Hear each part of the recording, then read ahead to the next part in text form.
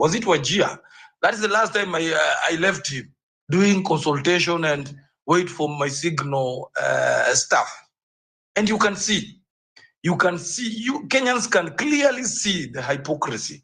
By the time he was telling Kenyans that I'm doing consultation, wait for my signal, he had already signed with our oppressor how they are going to share a government 50-50. I want to still continue saying that we are not on our own. We still continue to be the majority. And the previous speaker before I spoke, the previous speaker, I've heard him in several platforms. I've heard him for quite some time. And with my friend, I think we are supposed to go now beyond complaining. Beyond complaining. We have complained about Ruto. We have complained about Uhuru. History will not rekebisha us. I think what wamesikia hizo history lessons for quite some time now. If the generation called the millenniums and Gen Z will not now come together and form a political party, hata kama tutakuwa na political party 20, ikuwe ni sawa. But the handwriting is on the wall. The only way to bargain, the only way ya sisi kujitoa hapa. Kwa sababu sisi tuko na uwezo wa kuenda kwa street, hawana uwezo wa kuenda kwa street. Sisi tuna uwezo wa kurusha, tunaweza rusha, wakarusha. We also have the power of forming a political party. And that is the only thing that can bring shockwaves to them.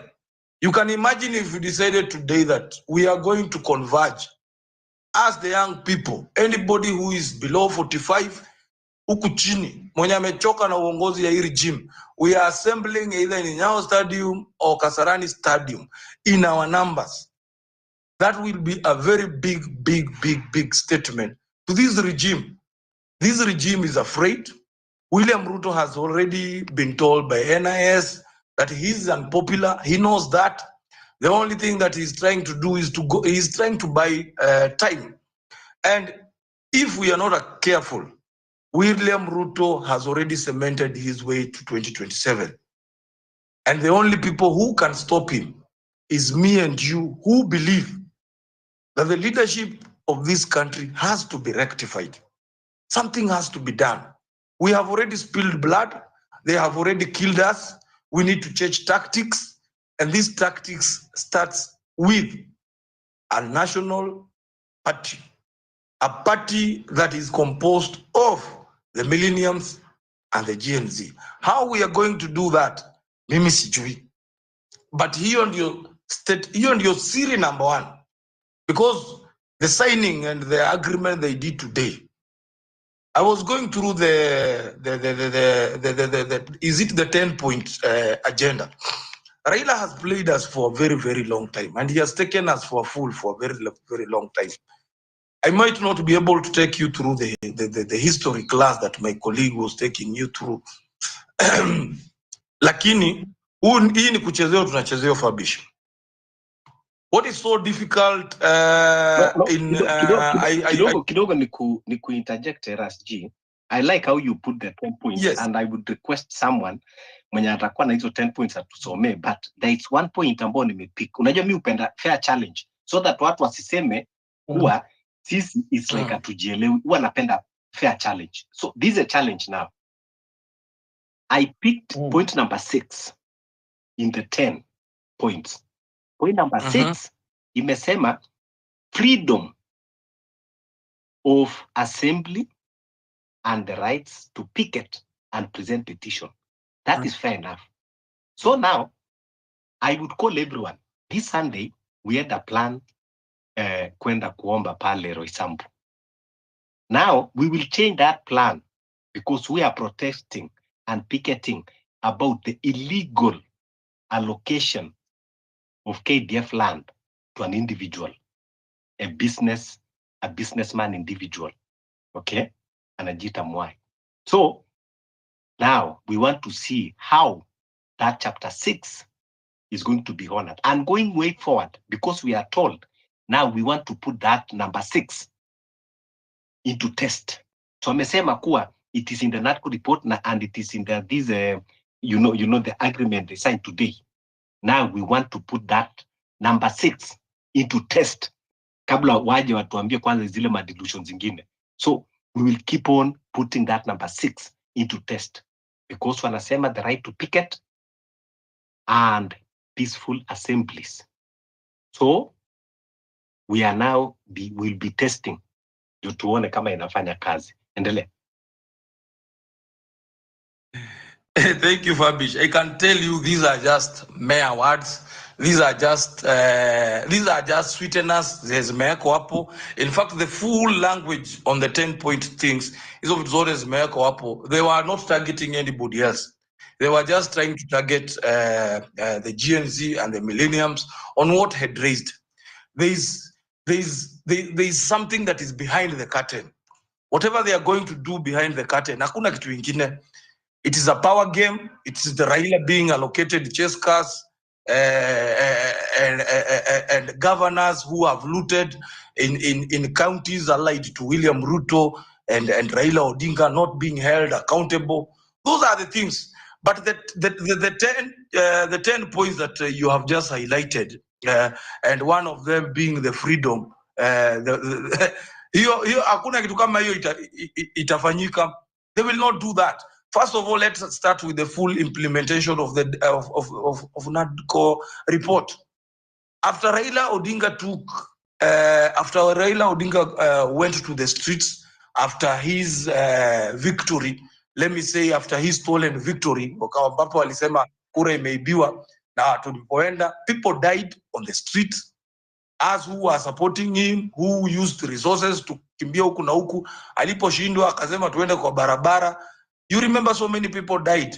And that's how we ended up to bombers with a report called NADCO report. Yeah? This side, taxpayers' money was used there. And eventually, William Ruto refused even to implement this report. Just like any other report, the Ndungu report, the TJR report, they went and started gathering dust. Unataka kuniambia leo ndio William Ruto ameamuka akarealize kuna kitu inaitwa NADCO report. Let me go to the second point. Inclusivity in budgetary allocation and public appointments. Which appointments are you talking about when you have appointed half of your community to different dockets, PS? You have allocated all the parastatal to your community. Which are these appointments are you trying to solve? Ni kitu gani hiyo? Budgetary allocations. Watoto wa university hawana pesa, universities hazina pesa, healthcare hazina pesa. Which allocation are you trying to tell Kenyans? Kenyans, can you just see this is playing with our minds? Point number 3, protect devolution. Now, you see, there is putting William Ruto regime with the devolution in one sentence. Hata ni ngumu tu. It's very difficult. Remember, the chair of governor, is it one or Iguru ama ni nani? The last time I checked, those are not people. In fact, the elections of those people, they are fully controlled by the regime. They will always put somebody mwenye, the chair of governor, COG. Wow, anakuwaga mtu mwenye hata aiongea. When counties are underfunded, hakuna siku ataongea. We are aware that even in the counties, health is not working because money from the national government is not trickling down. And this is something that is prescribed under the law. But majambazi wamekuja pamoja kutuletea hizi points zenye tunajua hakuna kitu. Point number 4, economic investment in the youth. Angalia tu ujinga yenye inaandikwa Fabish. Have these guys realized suddenly that the youth of this country exist and they want to empower them economically? What happened to the hustler fund? What happened to these other funds that zimekuwa hapo? Unataka kuniambia mpaka wa leo ndio Raila amekumbuka kuna kitu inafaa kufanywa youth empowerment? This is nonsense. It has been in their manifestos. They have never done anything about it. Number 5, leadership, integrity, and end of opulence. Let me start with this one because this one is hata ni juzi tu mwenye Raila ametoka kuzunguka the entire Africa using government, using our taxes. Amepewa aeroplane, amezunguka from one end to another, and now wanaongea kuhusu end of opulence. leadership, and integrity. This is absolutely crap. Point number 6, right to peaceful assembly. What you are talking about, Fabish. Right to peaceful assembly. Which assembly are they talking about? When all along they have been sending police officers to come and disperse us whenever we converge. Yeah? Tunaona yote ni wizi tu. Compensation of all pending claims of rights victims. Has Rex been compensated? Let me ask. Has Rex life been compensated? Nothing.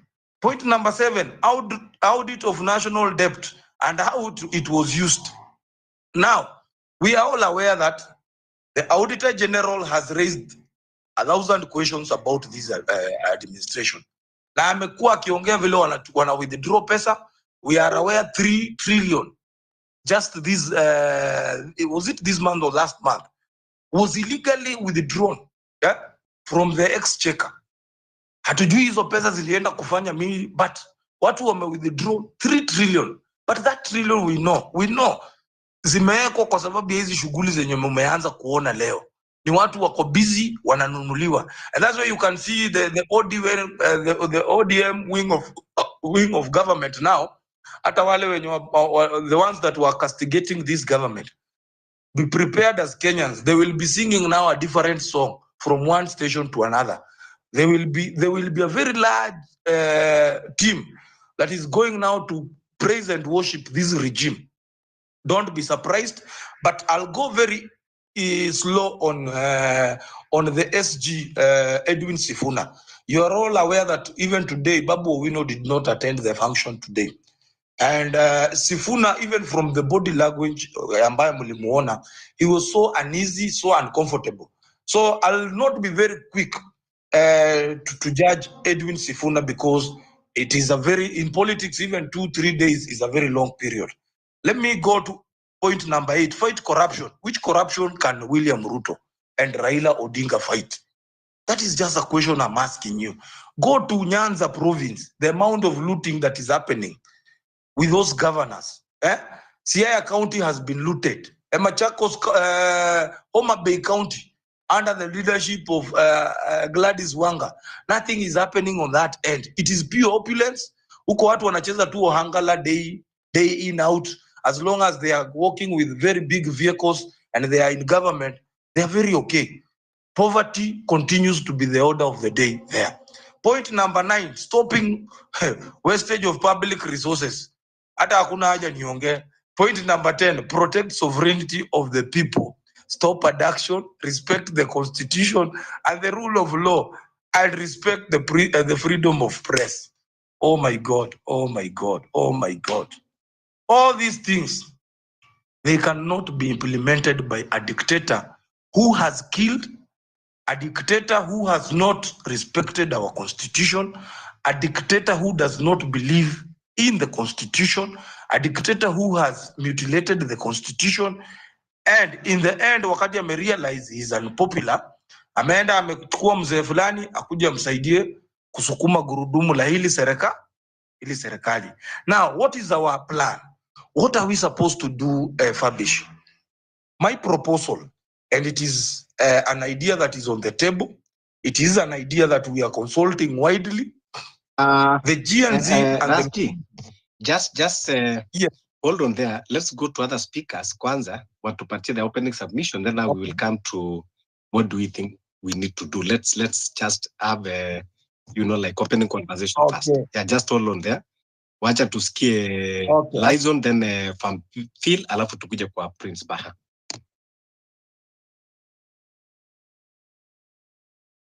Hi, Fabish. Can you hear me?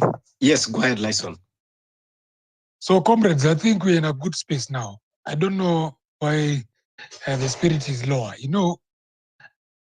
For those who believe in the spiritual realms and other realms and of them, you are the light. You guys have the power. Things are boiling. In fact, they're not boiling. They're burning nicely. I want to say the sympathizers of Raila, Ruto, the political cousin, and we have been very consistent that these are political cousins. The time is coming to an end. Mashemeji wa kisiasa, kona yao imeanza kuonekana mchana. Now we are against, it's a question of the people versus hyenas. The people versus the oppressors. Good versus evil. That is a better conversation we're going to have. Anyone who has a dream that Raila, Ruto, Uhuru, and those other fellas, Mudavadi and others, can even Wamunyoro to some extent, can be able to help us, you are lost. Let us push this fight to a conclusion. And the conclusion is we continue opening these deliberate spaces. Those who are here to convince us that Raila has done the best thing, just go and open your space and celebrate whatever has happened in KICC today. And then you are happy because you're in government. At least your share now, for if you're an ODM member, your share now is going to be handled differently, you know? So we don't need to worry. In fact, if anything, today I'm the happiest person because I've been praying that this happened. That is why I was against Raila winning AU, because if Raila won AU, then the people will have been easily duped that Ruto has done something for Raila. So they'll be loyal, and Raila will be plugging from Addis. He'll be playing the politics from Addis. And it'll have been more harder to make the people understand. Now the people will be here to witness. Shah is not working in Migori. Shah is not working in Mombasa. Shah, wherever Raila has consulted. You remember Raila has brought his so-called experts in Ministry of Treasury and other ministries. Has anything changed? So for now, Ruto is going to give Raila more ministers, more ambassadors, and more PSs. But is that going to change the bottom line? The question is it going to change your payment of universities? Is because Raila has joined with Ruto for a working collaboration. Is the SHA going to work because he has given a minister from your region? So I am very, very happy with what has happened today, because it's going to prove to those people who still believe in those tribal cards that it's all a scam. These are people who are just eating for themselves. I have sat with them. They're just saying, yes, wacha tukule kule hii miaka tatu because we can't sustain to fight with the government for 3 years.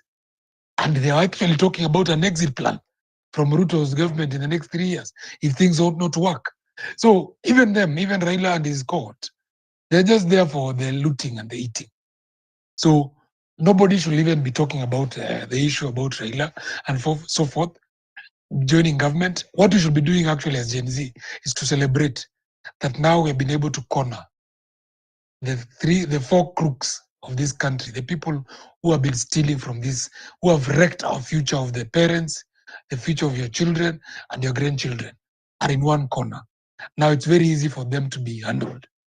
How easy is it? We must start mobilizing, we must start seeing about MCAs, and we must start making small forms and for small groups of people. The question of party will be coming, but let's start making the movements amongst ourselves. Because even if we announce a party now, it will be infiltrated. We'll have a lot of fights within ourselves. And we also don't know who we are dealing with. Just because Raila has made that move today, of which we are aware after he went to Mombasa, we were much aware of what discussions were there. In fact, Raila begged Ruto, let him pretend to be consulting to try and manage his people, to manage his ship, and exactly done that. But because Ruto was in such an emergency, he didn't want Raila to change his mind, because through consultation, Raila was increasingly getting a hostile environment on the ground, internally and within his supporters. So Ruto needed to do these things very urgently to find a way of tying and making Raila comfortable. From tomorrow, you'll see the kind of motorcades. They're no ujinga tu ya kawaida. So Kenyans, this is a very, very good opportunity for the millions of us who believe we can have a better Kenya. Those of us who believe there's a tribalist movement. There are people here who want to listen and go and have their tribal speeches later, who never comment because they believe that Kikuyus or Kambas or this tribe or Kalenjins are the ones making them be poor. Those people will still be there. Let them continue with those nonsense. If they want to join the regime, it's okay. But I can guarantee you, nothing is going to change from the table for their families, for their children. We do not require 1,000 people to make strategic moves and changes in this country. We require very few. The 20 of us here are enough or less to make change in this country. What we need to do is to have the right narrative and to continue talking down to our people. Everybody here is a leader. Talk to your people. Pass this message. It's a question of time. Because Raila, after 2 months, 3 months, 4 months, they will come with a lot of drama. They will try to say they are changing this. But at the end of the day, they can only do those things through taxation. Where are they going to get those taxation? From the poor people who have nothing. You can only squeeze a wet rag so much for it to give you water. Otherwise, it becomes dry. Punda Bechoka, they don't have a formula. I can guarantee you there is no formula to fix this country at this point in time with the same people. Because the people Ruto are going to be looting. Raila's newcomers will have to loot because Raila has told them and will tell them, go and steal. We need money for the next election. It's going to be more worse. Governors have to give him money.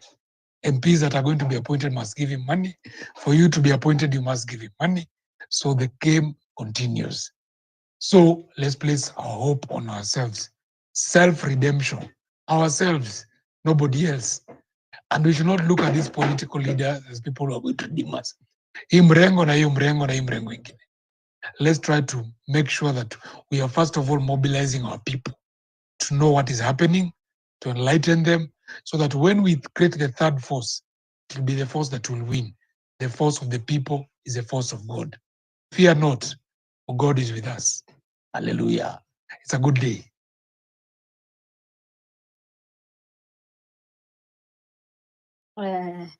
Thank you very much, Liaison. Yeah. So I think it was Pamphil, Omondi, then Bahati, Prince Baha, I think.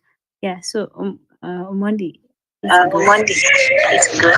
All right, thank you. Thank you so much, the host and co-host, for this opportunity. My name is Paulo Mondi. Where I'm seated, I'm so happy to hear such conversation because one of the things that I've been pushing is draining the swamp. Because one thing that I believe, you cannot do the same things the same way with the same people and expect different results unless you are mad. If Kenyans indeed we are tired of what is happening today, economically, socially, politically, and even in any other sphere of life, the best thing is just to ensure that these guys go home. We had a debate somewhere, if I start by that, that day that we saw Martha Karua rebranding her political party. Then some people are saying now this is the best thing she can do. She has brought together very many people, prominent people, good leaders. Then my question was, these good leaders, for how long have they been in that position? For how long have they been in politics? So if they've been in politics, in leadership, some of them CSS, some of them even to the position of being vice president, some of them have held very prominent positions in this country. If they were unable to do something to make Kenya better during that time, what has changed in their mind today that we think they can salvage this nation? The answer is that you cannot use that mind that failed the nation. The same mind cannot salvage the nation unless there is an overhaul in that mind. Today I was traveling somewhere and I met some people, some traders in CBD. And one of the things they were saying is that everything is difficult. Everybody is against Raila. Everybody is talking against Ruto. Expect safe for those few people, individuals who are beneficiaries of this looting. Personally, I am an education activist. In fact, you can follow me on this huddle. On Monday, I will be on a radio, Power Radio, whereby I'll be talking about the state of the nation. So I was talking about, even I had to visit some comrades in K University. Things are difficult. So far, I have sampled over 100 comrades who are currently at home, who are unable to continue with their education because of poor funding model. Today, we are seeing a lot of WhatsApp groups coming up just to fundraise for the sick, their ailing kids. Very sad. In 21st century, in a country where it has a budget of 4 trillion. If at all we have good leaders, just the way they are talking about it in an article, I've had my friend who has spoken, who has broken down the pieces about NADCO. I share the same. NADCO was just a way of siphoning cash. If at all today we are talking about Kalonzo Musyoka, in fact, let me assure you, and I want you to mark this properly. In 3 days' time, Kalonzo Musyoka will come out and declare that that NADCO report is wrong. He will distance himself from NADCO, forgetting that he was the chairman, and we shall remind him, because that is the tactic that they have been using all along.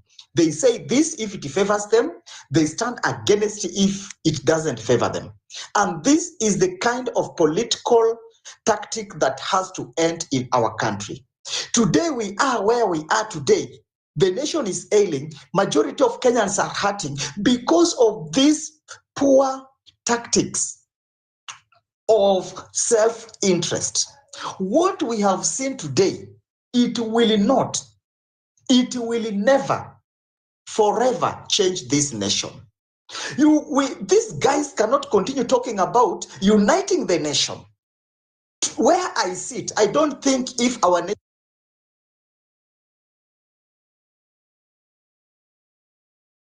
today, our nation is not divided. Where I sit from, and I know somebody can confirm that.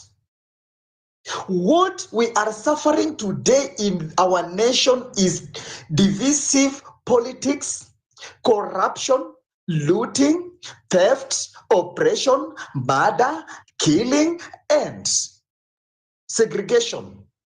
But our nation is not divided. As long as we have a leader who will sit in State House and properly utilize the rule of law, govern this nation by rule of law, this nation will be the best. What we are seeing today is not lack of unity in our nation. It is lack of integrity in the leadership. So they should not continue talking about, oh, tumekuja pamoja, nataka tuunganishe Wakenya. Wakenya hawajatengana. Na hiyo ni kitu nataka wajue. Mimi mahali niko, I am a Luya. Mimi ni Muluya. Na leo zile biashara ambazo nimefanya, I've not met even a single Luya. I've met people from different tribes. In the transactions that I've done today, I've done a single transaction with my fellow Luya. I've done transactions with several people. Where I stay in my neighborhood, I don't know even where they come from. But we collectively share ideas. So somebody should not come and tell us that tunaunganisha wa Kenya. Hiyo ni porojo, hiyo ni propaganda. That is running away from the truth. We want somebody to come and tell us tunashika wezi wa mali ya umma, tunawaweka ndani. Siku ya leo tunaambiwa kuwa NHIF was not working, so they had to change to SHIF or SHA or whatever name they are calling it. One thing and one question ambayo mimi nimeuliza, ikiwa mnasema NHIF ilikuwa manned with corruption, how many people are behind the bus today because of NHIF? Na zile pesa ambazo ziliibwa, serikali ina mkono mrefu, mahali walificha, tuambiwe tumeendea bilioni fulani alificha, tumerudisha kwa NHIF. Hatujaambiwa, tunaambiwa tu NHIF is not good. Mimi nataka nisikie kuwa watu wameshikwa, wale ambao wameiba pesa NHIF. Hiyo ndio kitu ambacho nataka kusikia. Sitaki kusikia tilikuwa mbaya. The same people who stole these funds, now they are changing the cloth to confuse the policeman who is running after them. Huyu ni mwizi ambaye anafata watu, anakimbia, kisha anabadilisha kuwa anabadilisha mavazi ili kuconfuse watu. Chenye mimi ninajua ni kuwa wameiba na watazidi kuiba na wanaungana. And if you see these people coming together,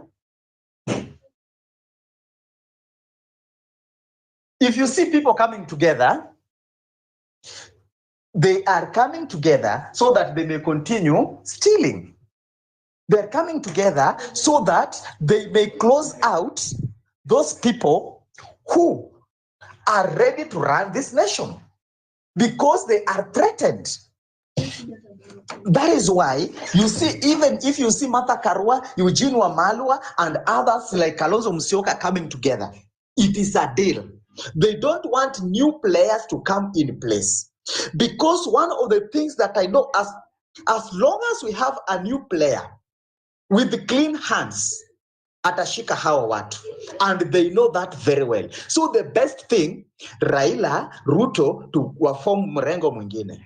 Kalonzo, Martha Karua, Eugene na hao wengine waform mrengo mwingine, so that we may have those two forces. Either way, any other force ambayo itapita, they will come together again 2027 and they will be celebrating. But the moment we have a third force that will come in with the clean hands, without corruption, without traces of theft and looting, these people will go to jail, and they know that. That is why they are forming these things. Hata saizi, wakati Raila ameungana na Ruto, Kalonzo is very silent. Why? He knows very well this is a deal, and they are doing it behind the curtains, and somebody will confirm this. So we Kenyans, we ought to wake up, open our eyes, our minds, our soul, and see this game that these perennial political conmen and conwomen are doing today.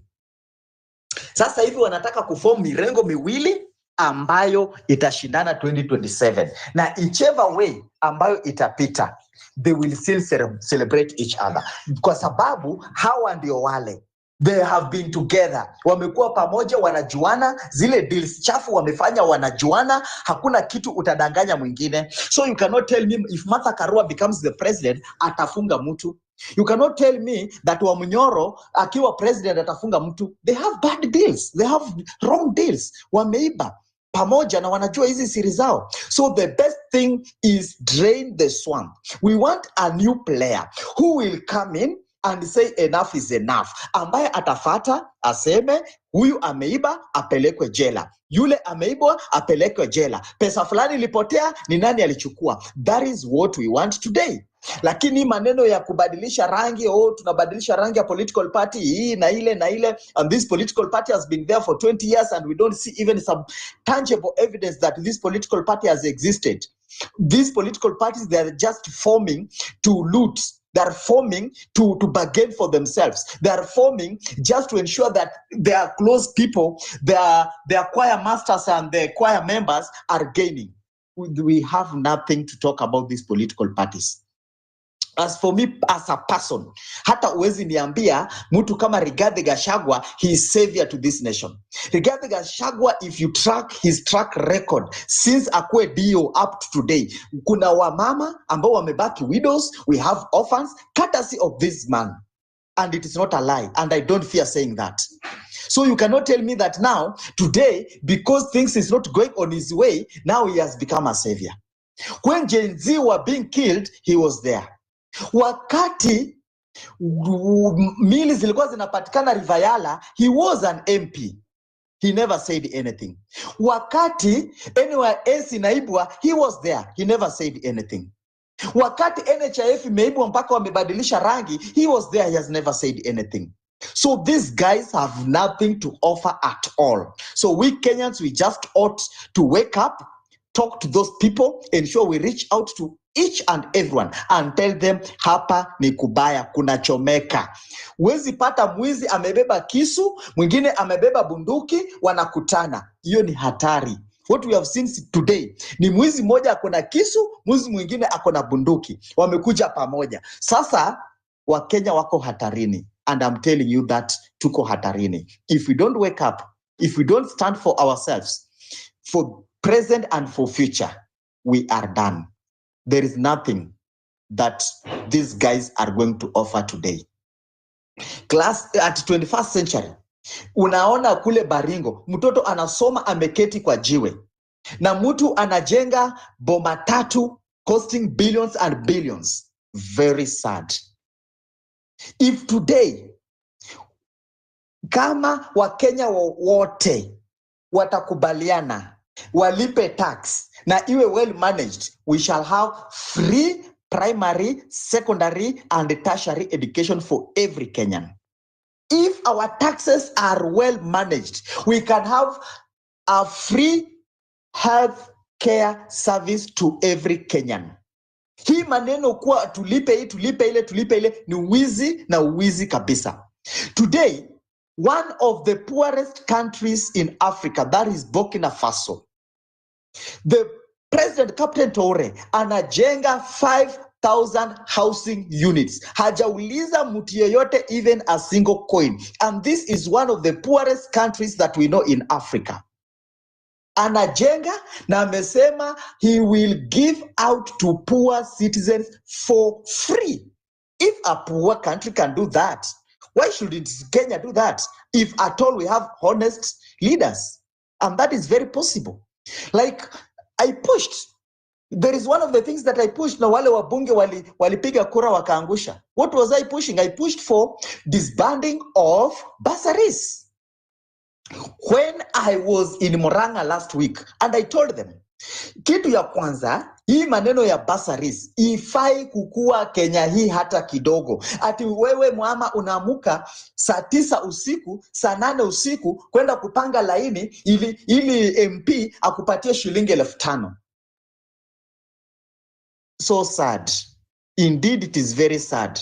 Ati sasa MP anaweka ratiba, anasema ati nitakuwa mahali fulani, anajipigia makofi vile anasaidia watu.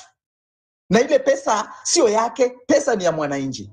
Hii pesa yote iwekwe kwa kikapu kimoja, tupate mtu honest with integrity, manage hiyo pesa, iende kwa shule direct. Mtoto Mkenya aende shuleni, apate mwalimu amelipwa, vitabu vimenunuliwa, madarasa yamejengwa. Why do we need a bursary?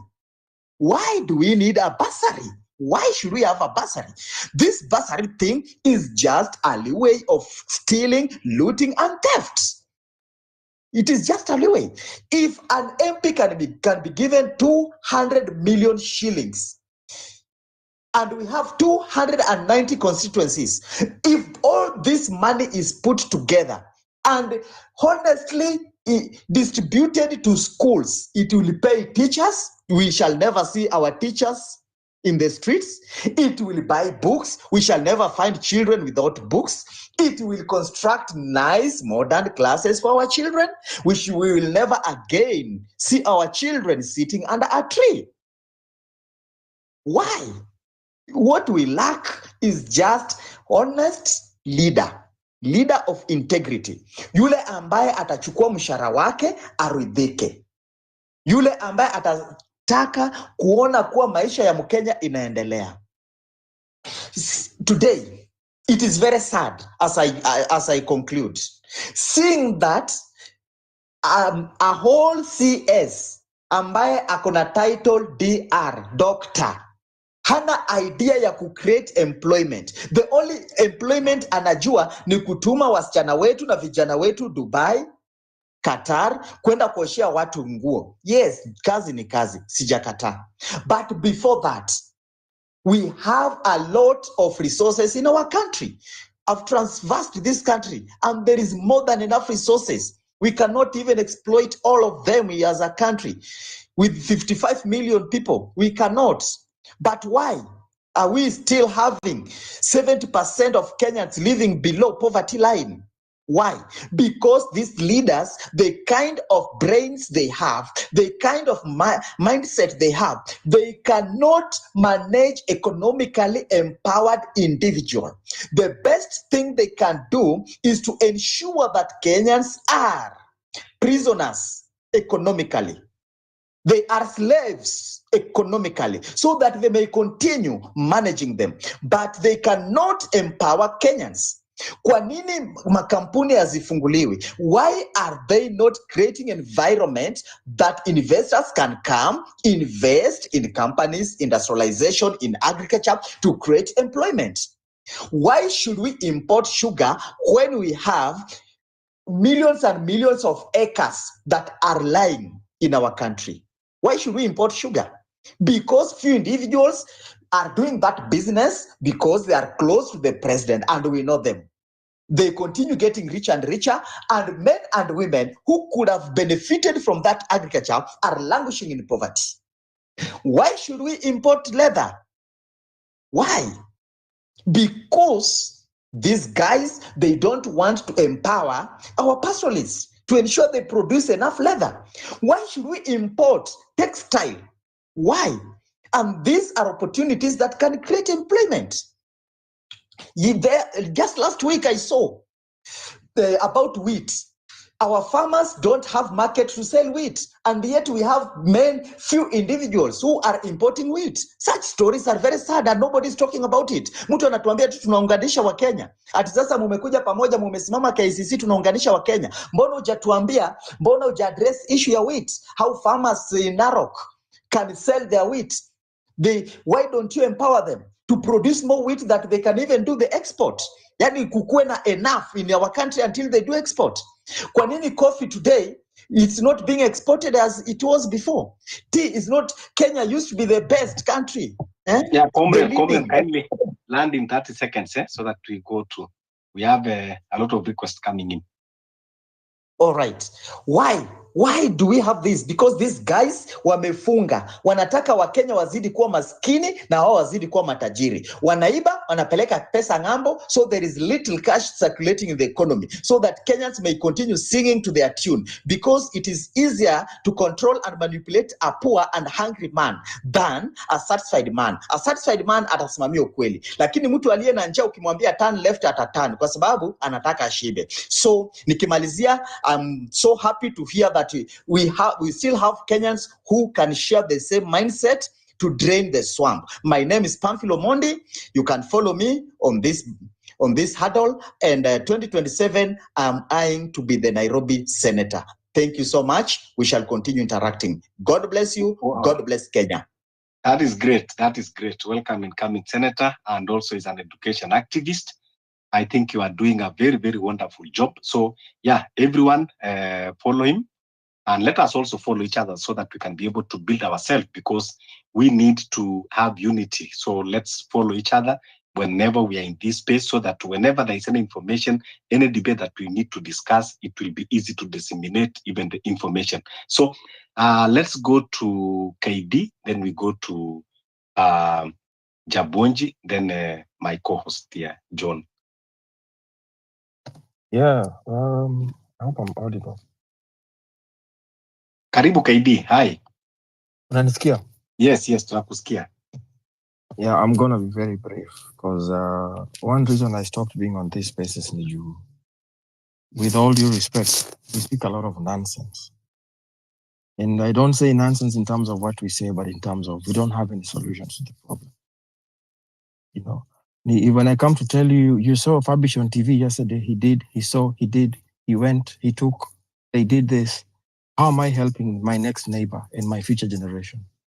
That is what they do. That is what they're perfected in. So the question I should be asking myself is, how am I going to make my tomorrow better? What should I do? How should I go about X, Y, Z for me to get a solution to the problem we are in?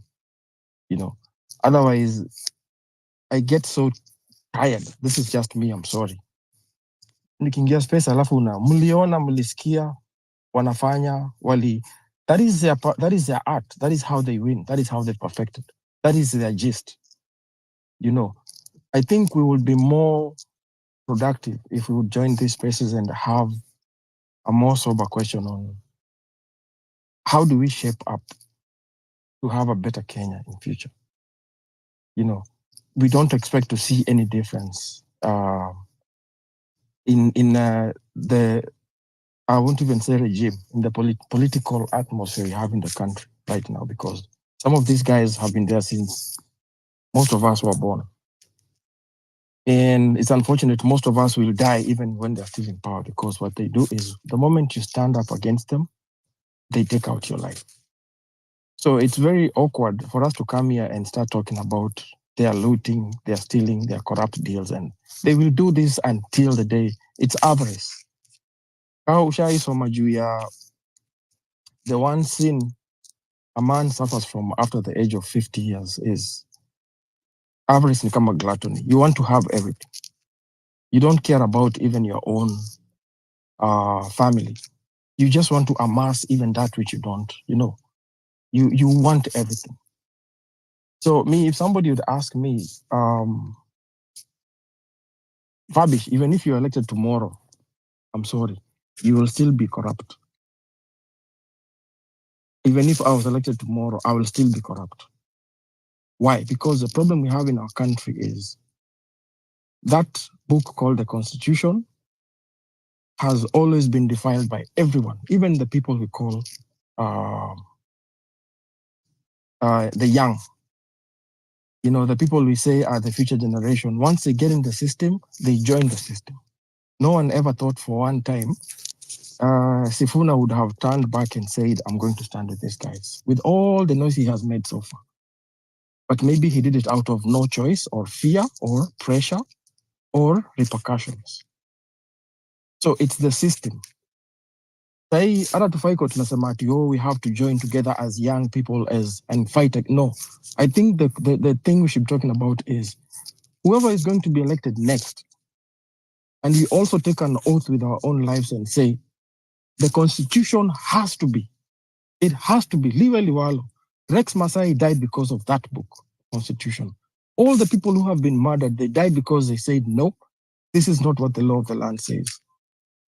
And unfortunately, even if you get a very good angel who comes and says, I'm going to vie for presidency, you will say, we don't know you. Maybe you don't have money, or you're not famous, or we don't know any scandal you have done. So you still want to go back to that?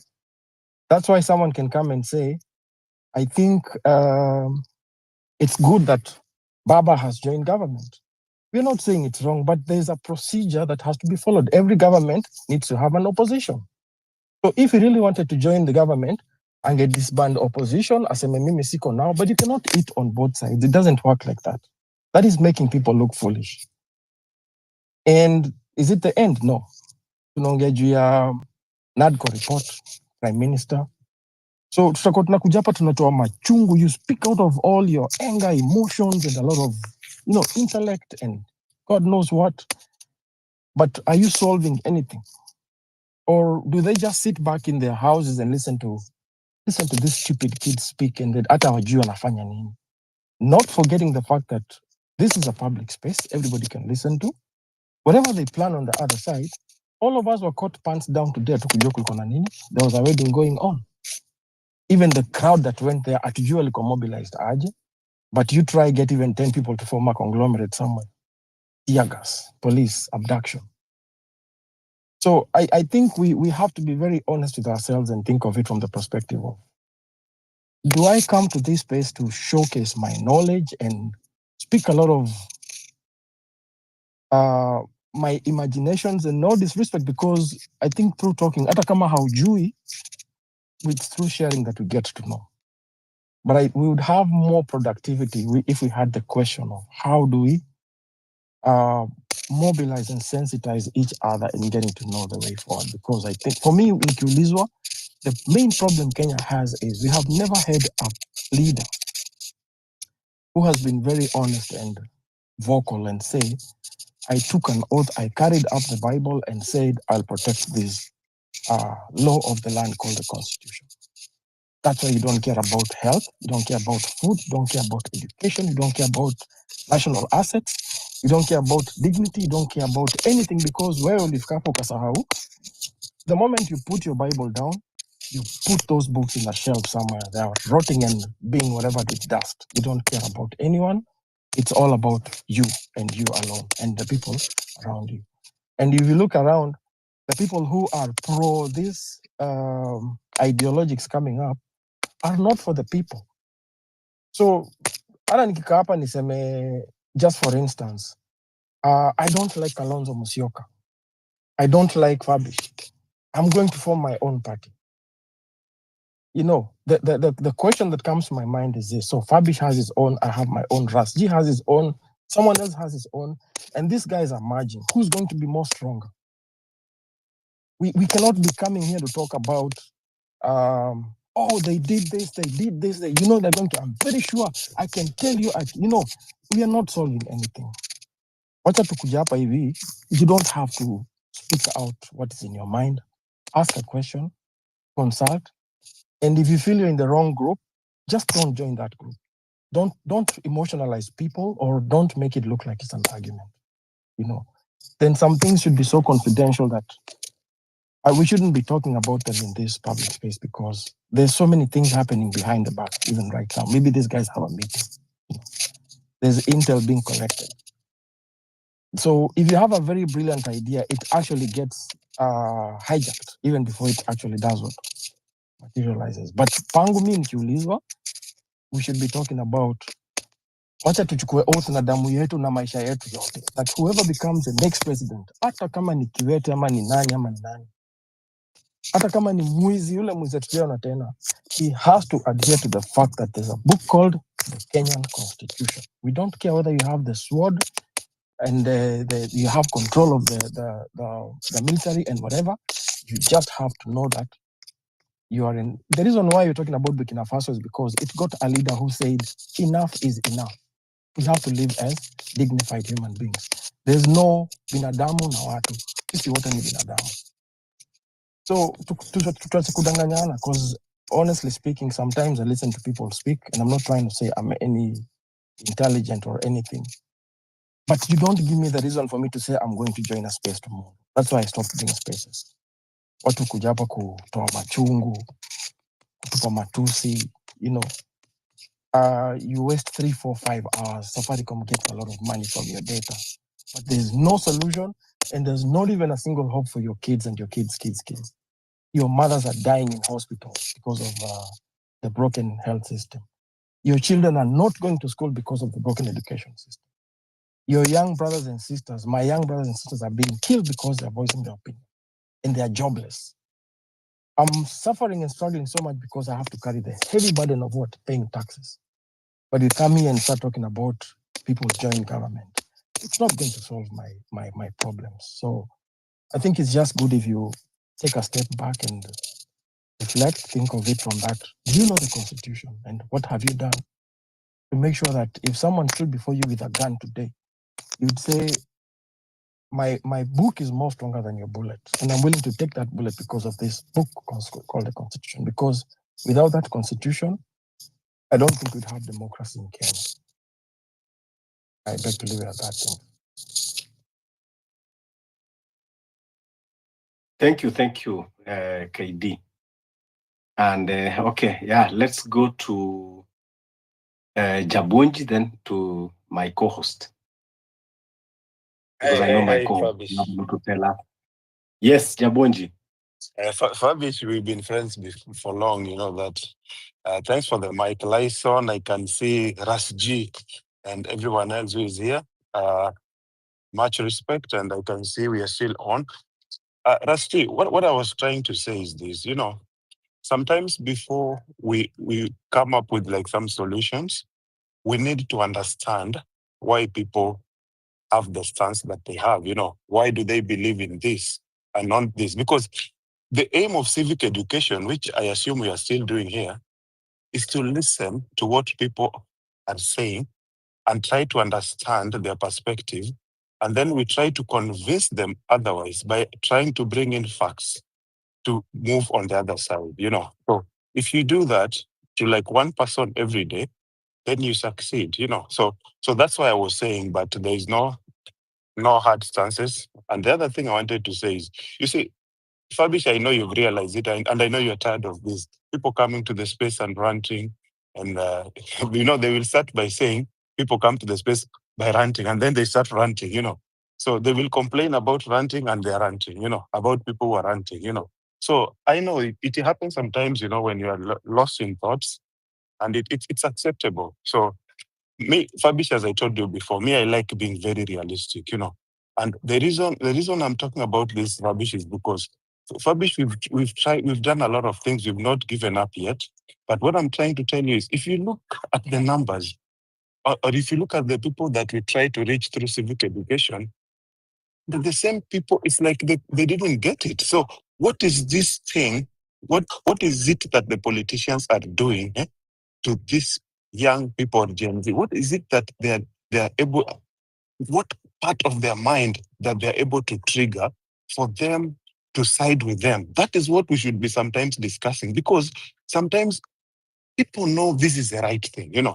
People see a leader. You can see someone is a good leader. If he becomes president, he has integrity and all that. But we still don't vote that person. So sometimes we need to question, come down and ask ourselves, are we misunderstanding the people? Are the politicians better at understanding the voters than we are? Because whether we like it or not, Fabish, 50% of Kenyans are still tribalistic. And this is a fact, And when we don't talk about it, it affects us. And this is why politicians are so happy when they hear sometimes in spaces talking about we are not tribalistic and all that. But when we are on the ground, we go back to our cocoons and all that, and we start being tribal. So why am I saying this? Because Fabish, there was a time, I think few weeks ago, few months ago, I was so pissed off, because most people are two-sided, especially the big wigs on X and some politicians, because I've never understood, make it make sense, that you cannot support someone because they are siding with Ruto, and then someone who was with Ruto also, you don't side with them. That is hypocrisy. And when we try to call out hypocrisy, you get answered by another hypocrisy. So what am I? Again, it will not make sense to someone when they have already made up their mind to be with someone, like a cult, And sometimes I try to understand, Fabish, how do this because for you to come up with a cult of followers, there are two things involved. You must be so smart, or the people have to be a little bit, low IQ than you. There has to be a way that they're able to reach those people, because you saw what happened today, Fabish. Most people were not expecting that, but let's be honest, it happened in our faces. We saw people. KICC was there; it was full. There were people who were there, Gen Z. So sometimes, how do we reach them? That is the point. That's why Fabish was telling you, open the mic, let's hear them. Let's hear what they have to say. For example, sometimes I ask very hard questions. I will ask them, do you think that from next month, next week, or wherever you decide, but by 2027, this 50-50 government handshake, it will have solved Kenya's problems going to election? Do you believe they can solve? And I can tell you, even if you put a poll now, Fabish, the answer is no. But why would someone side with the government? Is it because they don't have options? And also the other thing, Fabish, that I like saying is that sometimes when people bring options, let us not oppose everything, because it drains people, Like someone comes with a good heart, for example, Maraga comes in, they try to enter into the political hemisphere, and then the next thing, we are trying to counsel them with the Gen Z. We are looking for, if you look for problem, you'll find it. It's like, I always make a joke with people who go for these tests for HIV, this VCT. I always tell them, keep going. Whatever you are looking for, you will find. See, if we are all optimistic, and we don't have to go for the cancel culture, and then we start generalizing, I saw what was happening on Access, on the timeline. And the thing that I'm privy, and I brag about following almost 10,000 people, and I follow them for a reason, and I know most of them. And I follow them for news that is breaking and everything. So I'm always updated. I know a lot of things from them. I don't use mainstream. So when I tell you that people, when they attack personalities, and there are people affiliated to them like a cult, and then they generalize, then it become, these people are like, I don't know how to explain, they become tribal, and then these are the same people, you follow their timeline. These are people who are saying they're like, tribalists. So again, we have to go back within ourselves, Fabish, within ourselves before even we accuse politicians. Let's talk to ourselves. What do we want? Do we really need change? Amadou, we are just here for the hype. Do we want that change? Because there's no way you can tell me, for example, that Gachagua can make a better president than Ruto. There is no way you can tell me that. And when we try to bring alternatives, because that's the solution we're talking about, when we try to bring those solutions, you just harshly, you say, these guys don't have aura for president, they don't fit, they don't have following. If you say they don't have following, who are their followers? We are the people who are supposed to make them, because we already identified. We have identified, we know our problem. We have looked for someone who can, not a savior, but someone who resonates with our reasoning and what we want. And when we try to bring them in, our own youth, they fight us. That's why I think there was a time even Boniface was saying that the reason he always protests with one hand up is because the other hand is always busy fighting his other brother not to pull him down, So we don't have to pull ourselves down, Fabish. We can all come together. This is the golden opportunity, like you say. Let's see, because 100%, we all know inside our heart that even if ODM is given 90% of the government, nothing will happen. It's not about time. Nothing will happen. We know that. But we need to understand, why are they there anyway? Because sometimes I ask them, for example, I'll ask an ODM fanatic. I'll go to this place and ask them outright, like, whether you win elections or lose, you're always in government. Then why do you even bother? Why? Because elections in Kenya is becoming a sham for the last, since Moi's era. Raila has been in government, and that's a fact. So why is this a big deal today, Fabish? Why is today a big deal? Because most people don't know history. And some people were surprised that actually in 1989, that's when Raila made the first pact with Moi. They were not born, So this is something that Raila has been doing. And I always joke and say, maybe Raila doesn't even want to be president because he gets the benefit of being a president either way. The guy he will be given chase cars and all that. So I don't want to rant. But Fabish, today I just wanted us people who still believe that Ruto must go. That part of you that is still there hanging in, ask yourself, are you in the right course? Are you with us? I mean, what do you want? Ask yourself, do you still want to stay in the government because your people are in government, even if it's not working? Or you stay out of government and you don't even care much who's in the government as long as the government is working? Those are things we need to ask yourself. Then we'll come up with solutions. But please, Fabish, open speakers, let people talk, and then you will learn much from them. Then because you learn from opening mics to people, then you understand their perspective and prepare to ask them hard questions. That is how you learn someone's character, by how they respond to questions. And if you are good, they will not be able to answer those questions. Just ask them simple questions. Since Raila has been in the government, what exactly have you benefited? Ask them the hard question. Because if you deny them the forum, then automatically this person thinks you are biased. And these are the things you are fighting for, Fabish, in this government. Opportunity to speak our minds and democracy. That's what I wanted to say, Fabish. Thanks. Thank you so much, Jabonji. Me and Jabonji, we have come from, far. Tulianza hii maneno kitambo, tukikuwa radical. When people are abducted, we told them how not to, to subject themselves to abduction. You remember Jabonji and many things. But Jabonji, one thing that we have to agree is one thing. Kila moja huwa ako na namna yake ya mimi, my good friend Ara risasi yako hapa. If there is something that I, Fabish, cannot do, I am not the problem of this country. And I am not here to convince anyone, that the government is not working. So if you are not convinced, then I'm not ready even to debate with you. I'm ready to debate with persons who have open eyes.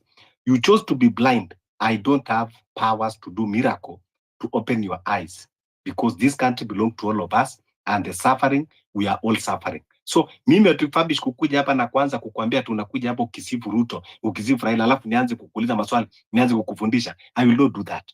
We will talk the like-minded people ambao tumefungua macho, tumeona kwamba serikali haifanyi. If you think that is still working for you, then continue enjoying the benefits that you are getting. You know, because we are all mature, we are all adults. Sisi wengine tuko na familia and you know, it is not something that it is very complex to tell you that things are not working. So when I hear someone ambao unakuja hapa and you can articulate, you know, your things very well and you still believe in this government, I don't have that magic, you know, to open your eyes because you just chose yourself to be blind. Kwa hivyo, saa zingine si vizuri kudanganyana. Lakini, kama tuna debate on, you know, we can now have argument on what do we need to do. We are all in the same lane. Now, what do we need to do? Ndio labda Jabonja anakuja anasema, let us go revolution. Maybe John hapa anasema, no, let us form a very formidable political party, tujiunge wote. Those are the things that now that we can argue and debate because we are all reasoning together.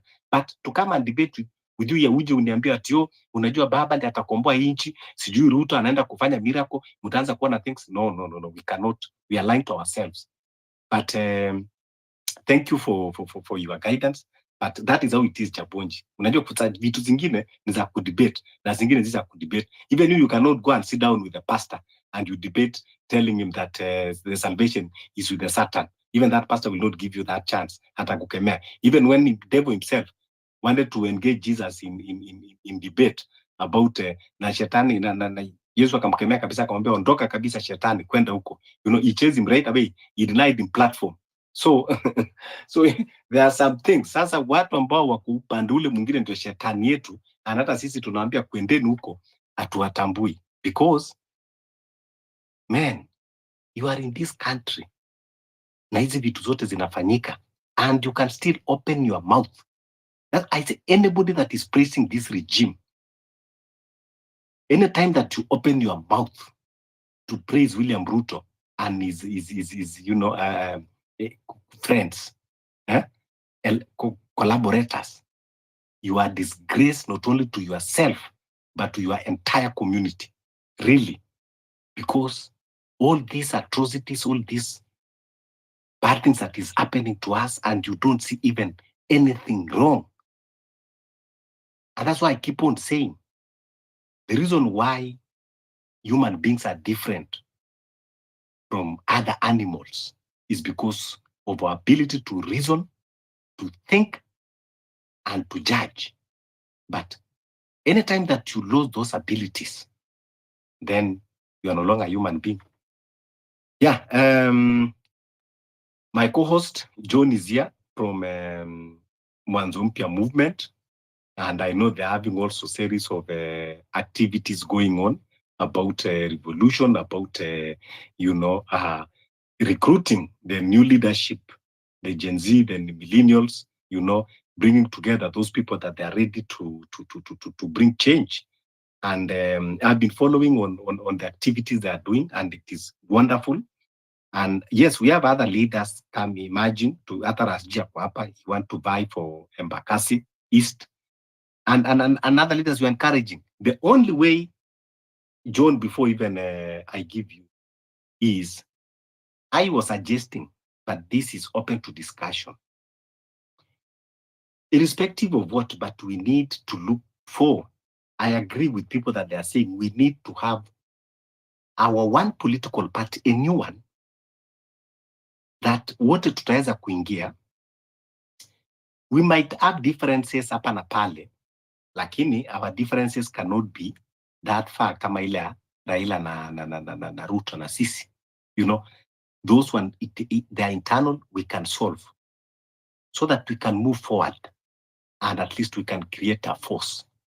But now, if we are again to divide, now Mwanzo Mpya tuko na ingine, nani mwingine tuko na ingine, so hata baadaye inakuwa ni ngumu, ndio baadaye unakuja unapata kuna kitu inaitwa, you know, post-election agreement and all that, na watu wananuliwa na hizo mambo zote zinafanyika.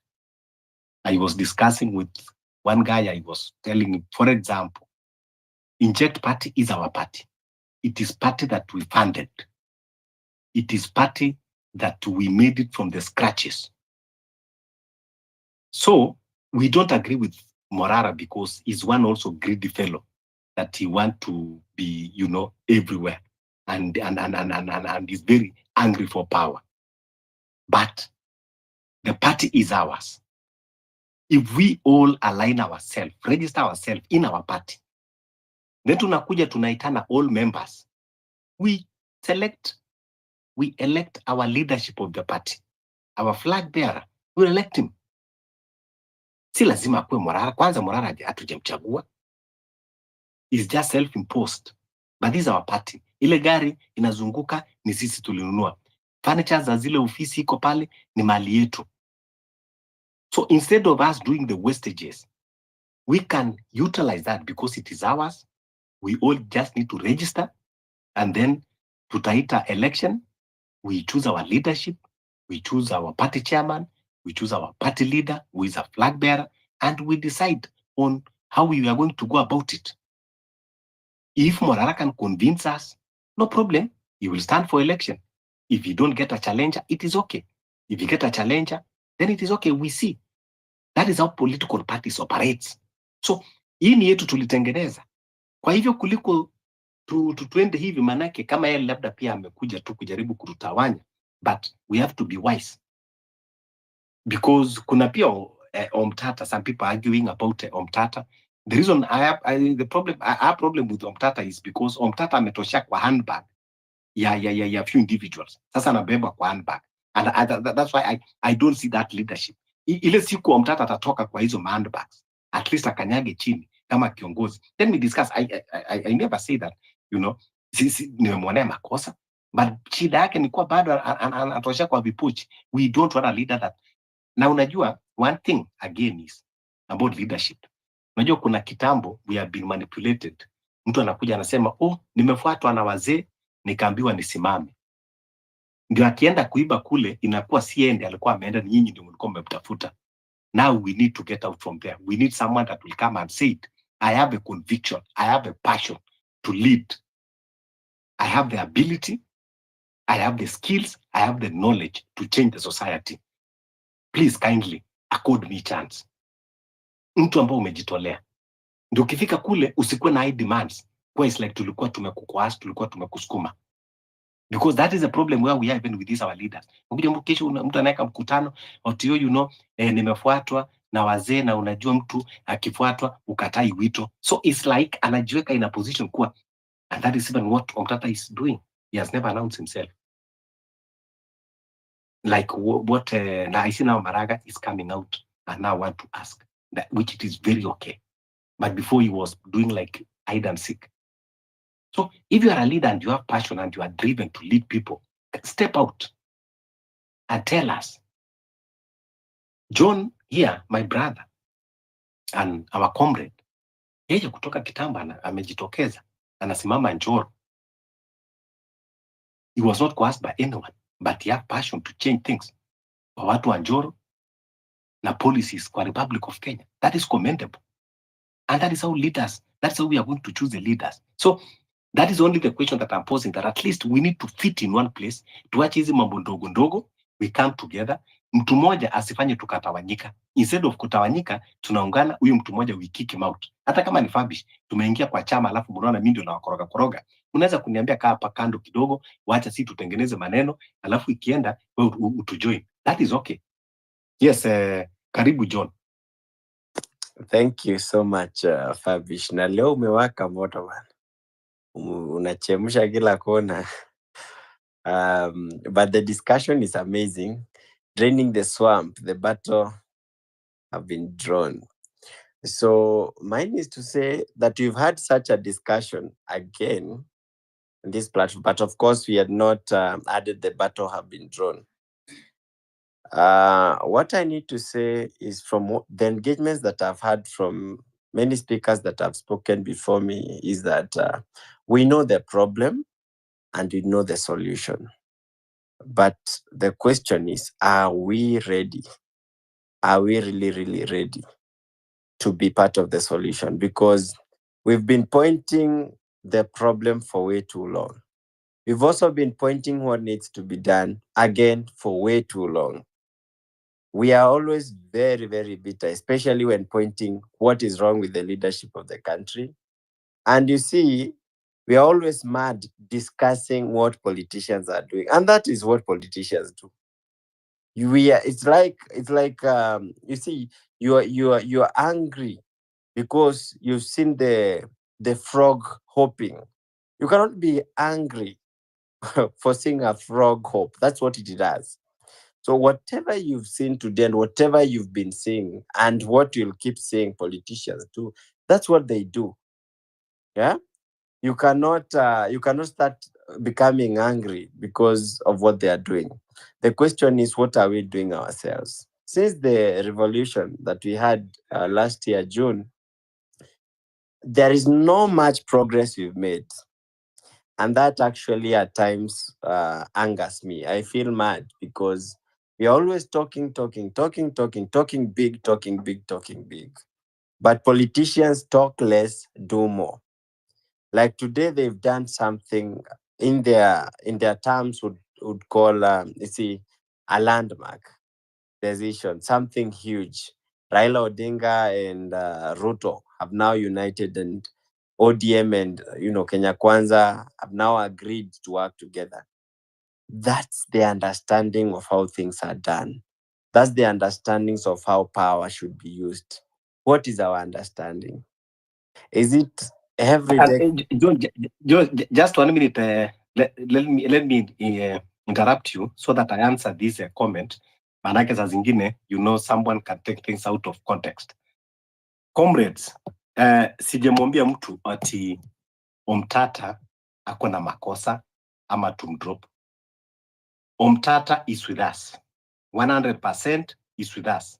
The only reason why sometimes ninakuwa na issue na yeye is because of what I call kind of laziness ile ambayo ako nayo, because he has a platform that I would expect kwamba angekuwa hata ako ahead of everyone akifanya mambo zaidi, but unaona saa zingine it's like we are waking him up. So Omtata does not have problem ama tunasema kwamba ametubetray. No, Omtata can be a good leader, and anyone that want to support Omtata, I don't have problem. Even me, eventually, if he comes out and show his political muscle, I will not have problem in supporting him. In fact, even at alipoanza, I was among the first people ambao alikuwa anamsupport until the time that when there was issue and we were expecting him to show leadership and address and put that issue to rest, then he started doing like confrontation.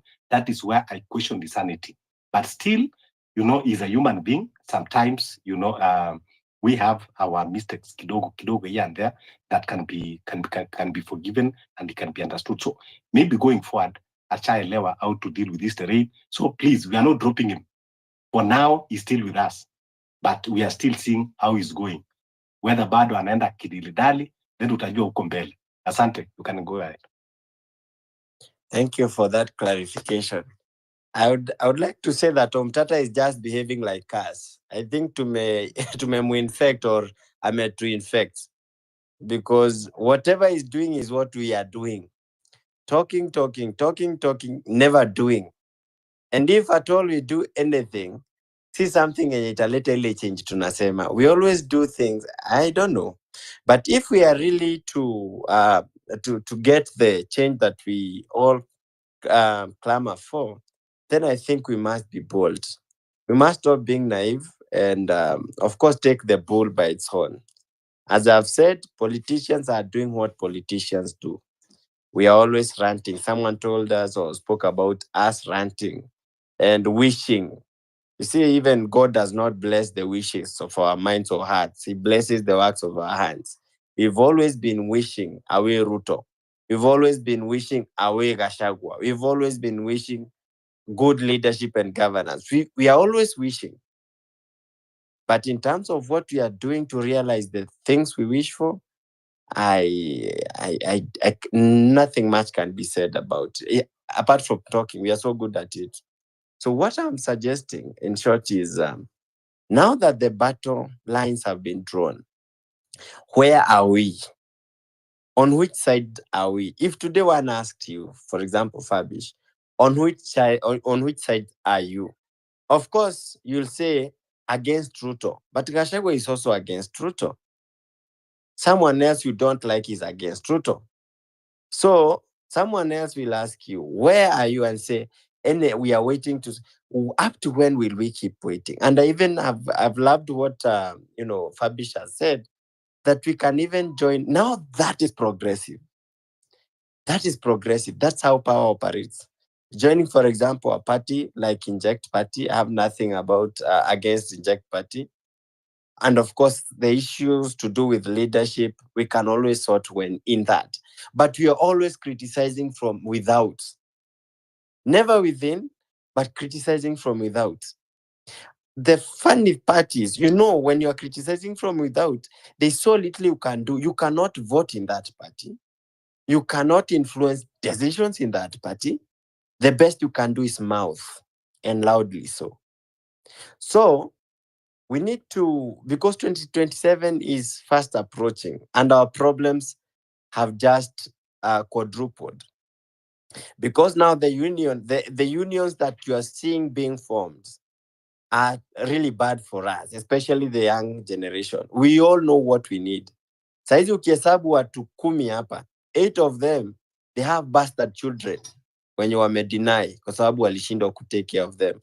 And perhaps they even had sex with the people they loved. But after wamepata mimba, they had to, of course, deny the pregnancy because they cannot afford that. We all know the mess we are in, especially in the employment sector. We can talk about that the whole night. We know the problem. We all know the problem in the education sector. We can talk about that the whole night. We all know problem here, problem there, about share and shift. We know those problems and we can have a topic that runs for a week without halting. But again, the solution part is where we don't want to engage in. And we are so naive. Everybody is asking, how different are you? How different are you from the others? And you wonder, utapata jibu ya hiki kitu lini? These things, unless you try, unless you get yourself into the pool, ni ngumu kujua even the depth of it. So until the day tutaamua to drop vitu zingine zenye, the naivety yenye tuko nayo, because we are talking about power, and power, according to democracy, is only defined best ukiwa in the political space. You are a player. That's when the definition inakuja vizuri. So unless sisi tuamua kujibwaga, tuseme kama Gen Zs ama kama the new generation, we know our problems. We all know and agree here ya kwamba the political class that iko saizi cannot solve our problems. We all know that. Then the question becomes, who are you expecting akuja solve? Wewe unashinda ukituambia hapo umesoma una degree na una kazi. Mbona usijitokeze uende ukajaribu kusort zile ma problems zenye unataja hapa kila siku? Mbona usiseme hata utaendea ukitia MCA? Na kama ushasema, mbona tusiungane kama vijana? Because today nimekuwa Njoro, of course kuna land grabbing zinaendelea huku. Of course serikali inaibia watu mashamba and wamewaambia watawa evict. Now you are there. Every person is looking up to the new generation. It's talking about the Gen Z. It's talking about the movement. But sisi kama movement, hatujijui, hatujitambui. Tunajua tu mashida na zile vitu zinafaa kufanywa, lakini hatujui nani anafaa kuzifanya. So mimi ile suggestion niko nayo, Raila ashaamua venye anataka kuenda, Ruto ashaamua ile njia anataka kupita, Gachagua ashaamua wakiwa na watu wake ile njia wanataka kupita. Sisi tu ndio hatujaamua. Na hiyo kutoamua ni more dangerous kuliko wenye wameamua. It is said, and I agree, that an organized minority rules a disorganized majority. And that's why unapata 30% of the population wenye ni old guards are always on top of the game. Sisi kazi yetu ni kupiga makelele hapa kama youth tukisema we are the majority. Yet hata ukienda kwa hizo ma political parties, unless ungoje upewe kiti ya youth leader, you are nothing. Na hata kuenda kupatana na political leader wako inakuwa kibarua, anakukazia. Because you are not organized, we are beggars, We do not know the value in our numbers. We do not know what to do with our numbers. We only know how to make noise and perhaps how to go to the streets. But streets hazina answers to all our problems. We've been in those streets. Tumegoma, tumekuwa tukitokea hiyo maandamano. What do we have to show? Lakini John, unajua, one thing that I have observed tukiwa mahali tumeanzia, and I want to commend every youth, every young person ambao wamefight. Number one, kumbuka, huwezi kublame a lot of people, especially this generation, because they have not yet understand the terrain of politics. Kumbuka, wengi hata ndio, wako na, kama John umejaribu once, at least wewe uko mbele kidogo. Kuna wengine, we have 22, 23 years. So, ambao bado walikuwa hawajaelewa. So, I think it is still, things are coming up now. And it is unfortunately that this country, we don't have role models, especially when it comes to governance and politics. So now, here are people like you are left in a bush without a compass, and you are told to chant your way, home. Sasa unaenda ukitapatapa because hata ujui direction iko wapi, because you don't have a compass. But the good thing is that there is movement. People are moving. And so I think this kind of conversation, and I like when also John, always you are with us here and you are trying to, come also with mixing with solution. That is very okay. But there are things that we need now to be talking openly and plainly to resonate. Kwanza, tumejua kwamba wale viongozi wote ambao tulikuwa tunategemea tukifikiria ni viongozi, they are on one side. Useme kina Kalonzo, kina Gachagua. Now listen. Let us now call the names of leaders that we think they are associated with us by their names. Na tuache kuwa tunaogopa. Tunasema sijui tukisema huyu maybe ajulikani. That is our problem. Now, tuko na Omtata, ambao I keep on challenging, but is with us. There is nothing wrong.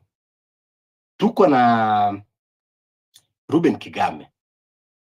Ruben Kigame amekuwa akisema huwa he already volunteered himself to be a leader. We don't need to look down on him. He has vision. To be a leader, you don't need to have eyesight. It is not a driver's job or a shooting spree ambao labda lazima uende uangalie target. Tumekuwa na viongozi ambao wamekuwa na disabilities in this, world, and they have done better. Roosevelt alikuwa hawezi kutembea. He was paralyzed from the waist down, and he made a very good president in the US. Hata saizi tuko na, I think, president of Ireland is also able differently and is doing wonderful. We have had another president in Indonesia who was blind, and he helped the country when it was during the transition. So we don't need to, what we just need is he resonating with our needs?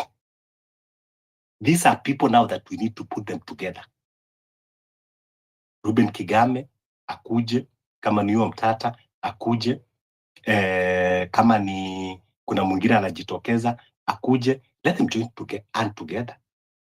Alafu sasa sisi pia huku, John, unasimama Njoro, wonderful. Our good brother here, anasimama Senator Nairobi. These are kind of conversation now that we should be talking about, and tuangalie kwamba tunasimama katika kikapu kimoja. Tuko na Gen Z presidential aspirant, Justus pale, sijui mbona muone, of the Justice Party. Ile party ilikuwa ya Jacob Juma. He's a youngster. And is a presidential material. He have a political party, but today he's here, and I will tell him openly, why are you not coming and talk to us? And you have a party. Na huku tunangangana tunasema kwamba party. Mbona ndugu unaficha? Mbona ukuja ukatuambia msihangaike kutafuta party? Hapa kuna party that resonates with you. Tunajua Jacob Juma, he died fighting for justice. And since he left a political party, that one also can be another vehicle. So we have options. Sijui kama mnanielewa. We have options. So Jacob Juma pia, you are part of a leader. And you resonate with us. You are in our age gap. You understand the problems that we are facing. So We don't need to go for publicity, for, you know, big names. Sababu, even these big names, they started once when they were nobodies. Hata John na mahali alianza akikwambia, maybe hata watu wachache walikuwa wanamjua village, but at least today, watu wote wa Njoro, they'll be calling him, you know, anywhere. You know, they are calling him on phone, he will be visiting different places. That is how we start. So let us not shy away by selling our leaders at the unajua kuna mali tu ukitaja unaambia sasa huyo ni nani? Sasa nani anamjua huyo? I remember one time when I was in Diani and William Ruto came, and I think it was when they were almost in the campaigning of 2013, and that time alikuwa na URP and he was saying that he want to be president, and wazee wengine huko wakakuwa anacheka hata tujai kusikia hiyo jina, you know, hata tujai kusikia hiyo jina, and that is just recently 2013. Only for after that 2013 kila moja amemtambua Kenya. William Ruto, in as much as we hate him, but the effort that he puts, that guy, he worked so hard, and we need to work hard more than our enemy, double our efforts, and now try to let us try to bring unity. Na usio unakuja hapa, you know, unajaribu tena kutudivert, sijui anze kutuambia mambo ya wali. Hapana, let us put our minds together. Tulisema tribeless, that is okay, but what we don't agree is when you come here, you know, and start to pretend and start, you know, blowing cold and hot at the same time. We already know where we want to go. Let us align ourselves with these leaders that we have. Ukisikia mtu anasimama mahali na and resonate with us, anza kuuza jina yake straight away. Na hizi platform tuko nazo pia tutajisahihisha wenyewe, because when you are a leader, you expect that you will have opposition, you will have people criticizing you, and you will start with your colleagues, with your comrades, as we are going forward. So we have already political parties. Nimesema tuko na inject party, tunaweza kuchukua. Morara asijisungusha akisema ni yake. No, tunaweza kuchagua leaders. Tuko sasa na hii ya Justice, ilikuwa ni ya marehemu Jacob Juma. It is a good political party, still clean, and other imagine tunaweza kuweka zote pamoja, and then so that when we are going John, tusikue sasa tunachanganyikiwa John, wewe hatujui kwamba uko chama gani, nani leta tujui kwamba utaji-affiliate na wapi, mwisho tunaenda tunajigawanya, tumeisha. The reason why unaona Kasonga yeye mwenyewe anajaribu kujileta pamoja, so hata sisi lazima tukuje pamoja, hata kama tuko na hizo movements zetu, we bring all the movements, we join together. That is why tutakuwa sasa tumetengeneza a formidable team. Tutengeneze, you know, tukisema Gen Z, watu wanauliza Gen Z ni count gani? Now we need to create our base. We need to have our own boundaries ambayo inajulikana kwamba hata watu wakisikia tu kwamba kuna party moja ambayo imekuja ambayo imebeba wote. Ukiuliza John unasimama na chama gani? Anasimama hii. Ukiuliza Justice anasema, ukimuuliza Lyson hii. Hata wenyewe watashtuka. But the reason why unaona now they are not scared is because wanaona kweli tumepoteza njia. But this is now time. Let us align ourselves and join forces together. So asante sana. Wacha nikupatie wind up, alafu ndio tukuje kwa our sister wangu, alafu ndio twende kwa another speaker. Alafu yes, Justice, karibu sana Justice. Yeah, endelea John. Thank you. And actually I'm glad that you mentioned watu kama Justice. And that is what me ninafurahia nikisikia. Sitaki every time tukiongea tunaanza kutafuta majina sijui mtata sijui maraga nani. Yet katikati yetu tuko tu. We have a young person hapa mwenye anaweza kuwa the presidential candidate. We do not really have to look far. But we need you person, kama unataka kuwa presidential candidate, tafadhali tuambie. I hate it when we are looking far. Yet hapa tu kulingana na zile ideas nasikia watu wakiwa nazo, we have so many presidential candidates nilo wamekanyagia. So I think I love that idea that let's all come up together because that is the only way. That is the only way we are going to make change in this country. As I wind up, personally, I've been thinking what we can do, and ndio maana umesikia Fabish akisema I've been trying all my best to see kama tunaweza kupatana na all the people, all the young leaders kwa movement, and see what is the best way forward, because again we need to caucus. The problem tuko confused ni kwa sababu kila mtu anafanya kakitu kake, ni kama kona uoga, sijui akileta Fabish karibu kataanguka. Now we need to end all that. Na tuwe courageous enough kukuja caucus kama young leaders, and then we see what way we need to work. So we've organized something. It's good I mentioned here. A meeting of every young person mwenye anataka kuvaa in 2027, regardless of whatever party you come from.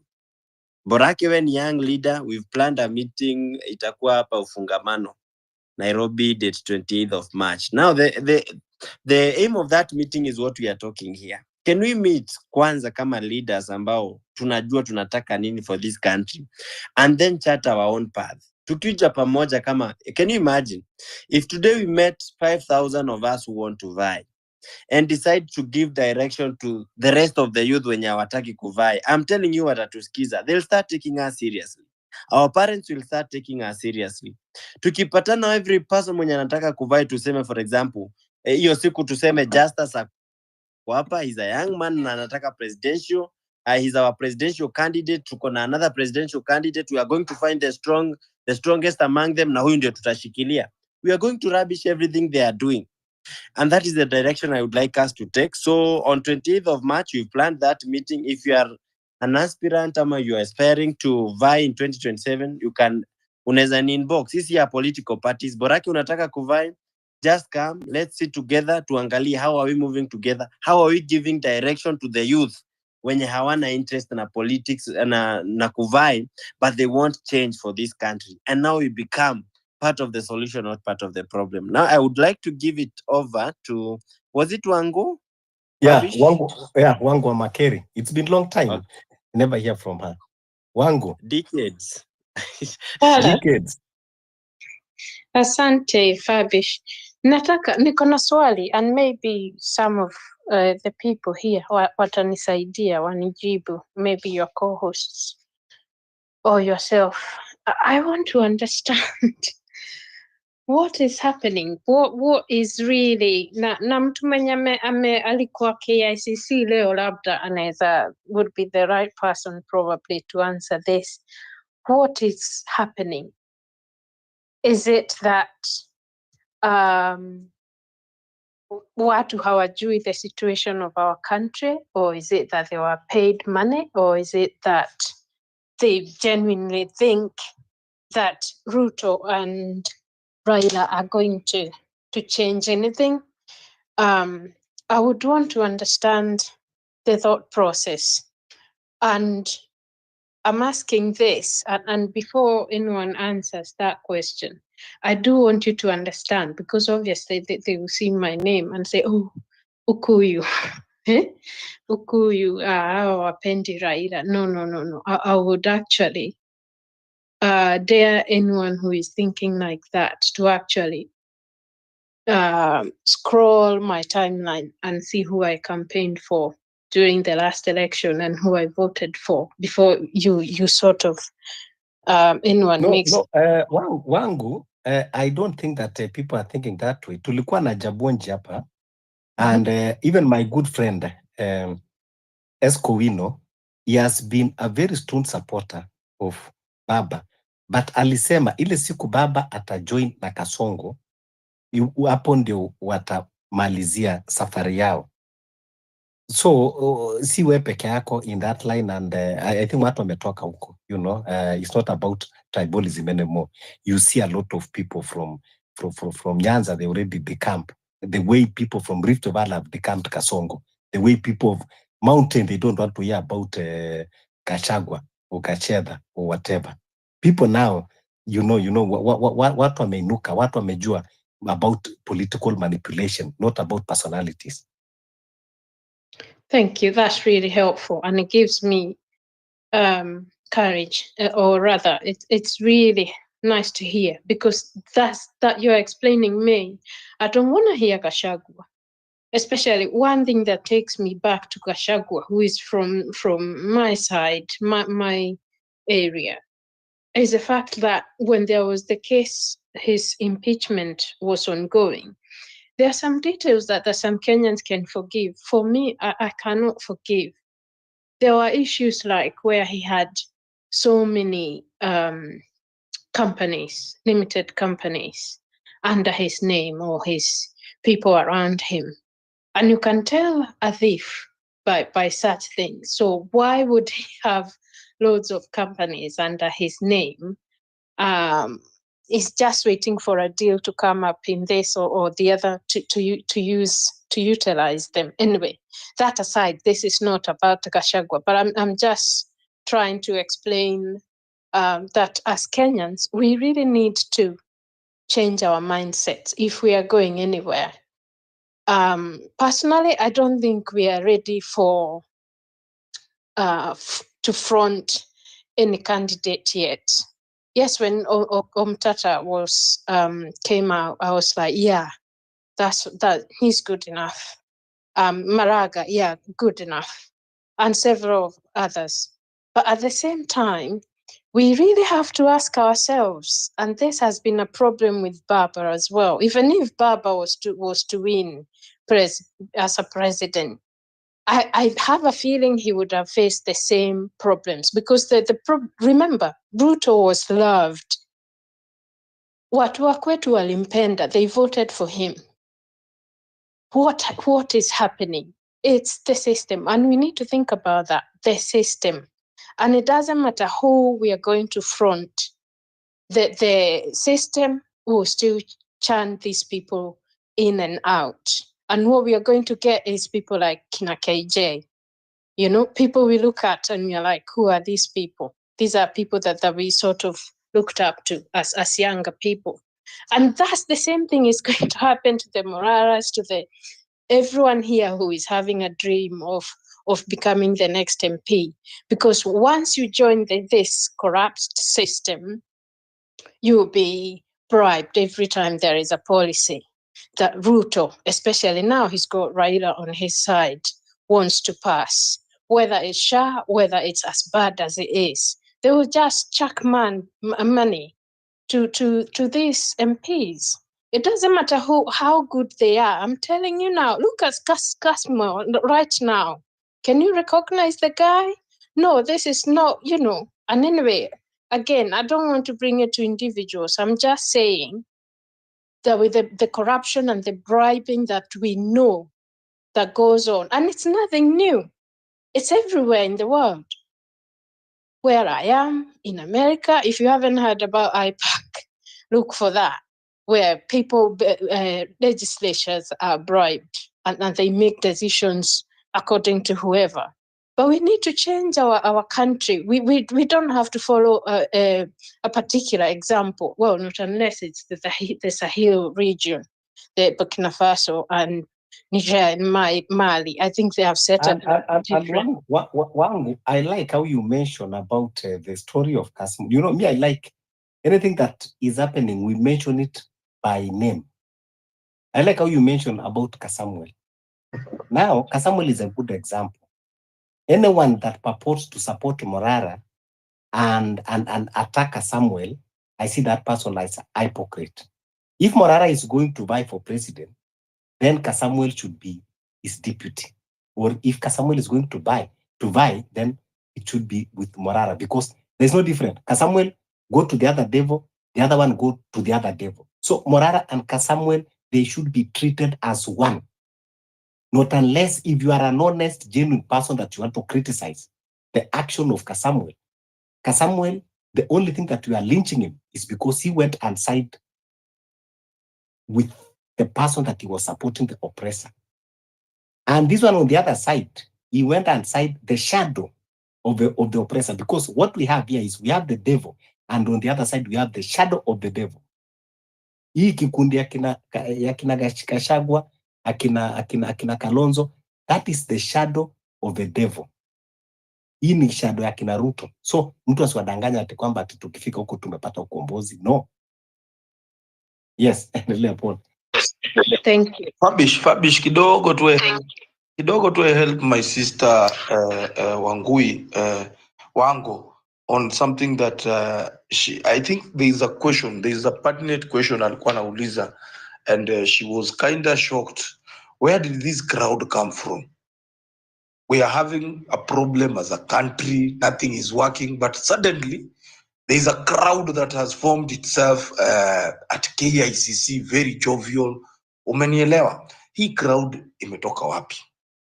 And Raila and this Just something on what you have asked. I think what we are seeing today. There's a lot of people on your end. I don't know. Okay. I think now it is okay. I think what is happening today, and I am sure this crowd, majority of them were paid. In fact, I met some of them who are saying, let's go get that money. And you remember when I was giving my submission, I said that what is happening with this political group that we have today, one of the things that they resolved is to ensure that Kenyans are becoming poorer. So whenever you come with 100 shillings, 200 shillings, 500 shillings, they are able to sing into your tune, especially those people who are so close to the dais there. Those people, they were paid.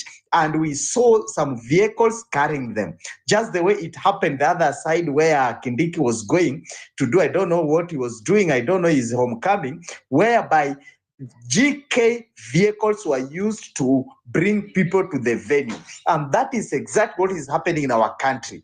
In fact, even NIS itself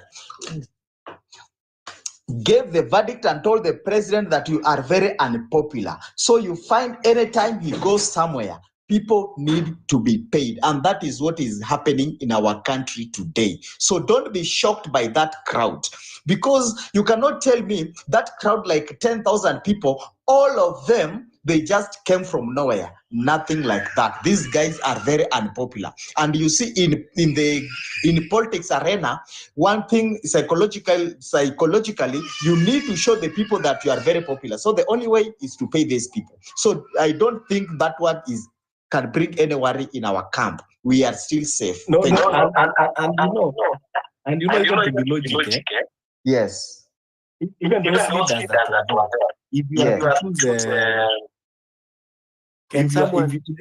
if you are to tell every leader to bring 200 people, they will make that crowd. Sasa ulikuwa umwambie Sifuna wewe ndio mwenye Nairobi tulete watu 1,000, Sakaja tulete watu 1,000, nani tulete. So that is what you would expect. So I think that crowd is not even something that should make us worry. It is very understandable. No, listen. There was nothing that is unusual there that you will say, oh no. It is very normal for right. That even is a small crowd. Okay, thank you. I really just wanted to, that was my thinking initially. But then I also really wanted to, because you don't just ignore things, you need to understand why they are happening. Then that's not that I was worried, because I know that I can see most people, they know where they are going. My thinking is, Ruto is not stupid. He can see that the revolution was picking up and people are talking about the church in Rosambo, and now he's scared that the people have got one thing that is bringing them together, fighting the corruption that's going through the church. And now he was scared, so he had to bring this forward, just so if there is anyone out there who is on Raila's side can sort of, or to create that picture that they have tried to create today, to show that actually we still have a crowd. But again, well, kama mtu hana chakula na ameambiwa okay, kuja hapa, ingia kwa hii meeting, ikisha ikiisha nitakupatia hii ama ile. So it's understandable, watu wako na njaa. Lakini at the same time, what I was thinking there is still more that we need to do in terms of example, West Africa. I use it a lot because I was following their revolution when it was forming up. Mali started the whole thing. Burkina Faso na Niger what they followed after. Lakini I was following the Mali one. The people kept agitating. They kept agitating. I'm really against hii mambo ya confront anyone. Now we need to go back to basics. Hata vile Martha Karua alianza kusema hii chama sijui nimeform sijui hii. I was like, these people are really not listening to us. They are still not listening. They are not listening. And they are going to rush again. They are rushing ahead, trying to box us in one box. And we're done. We are done. We cannot fit in any box. We know what we want. We know what we don't want. We want development in our country. We don't care who is at the top, whoever tribe they are, And I'll repeat this again. I still think we are not ready for any political sort of change that's going to be meaningful. I think we need to rethink and come back to agitating for each and every day. Like now, the pastor taking the money. That's one thing that we need to come together. And it shouldn't be just everything they are doing, the SHA.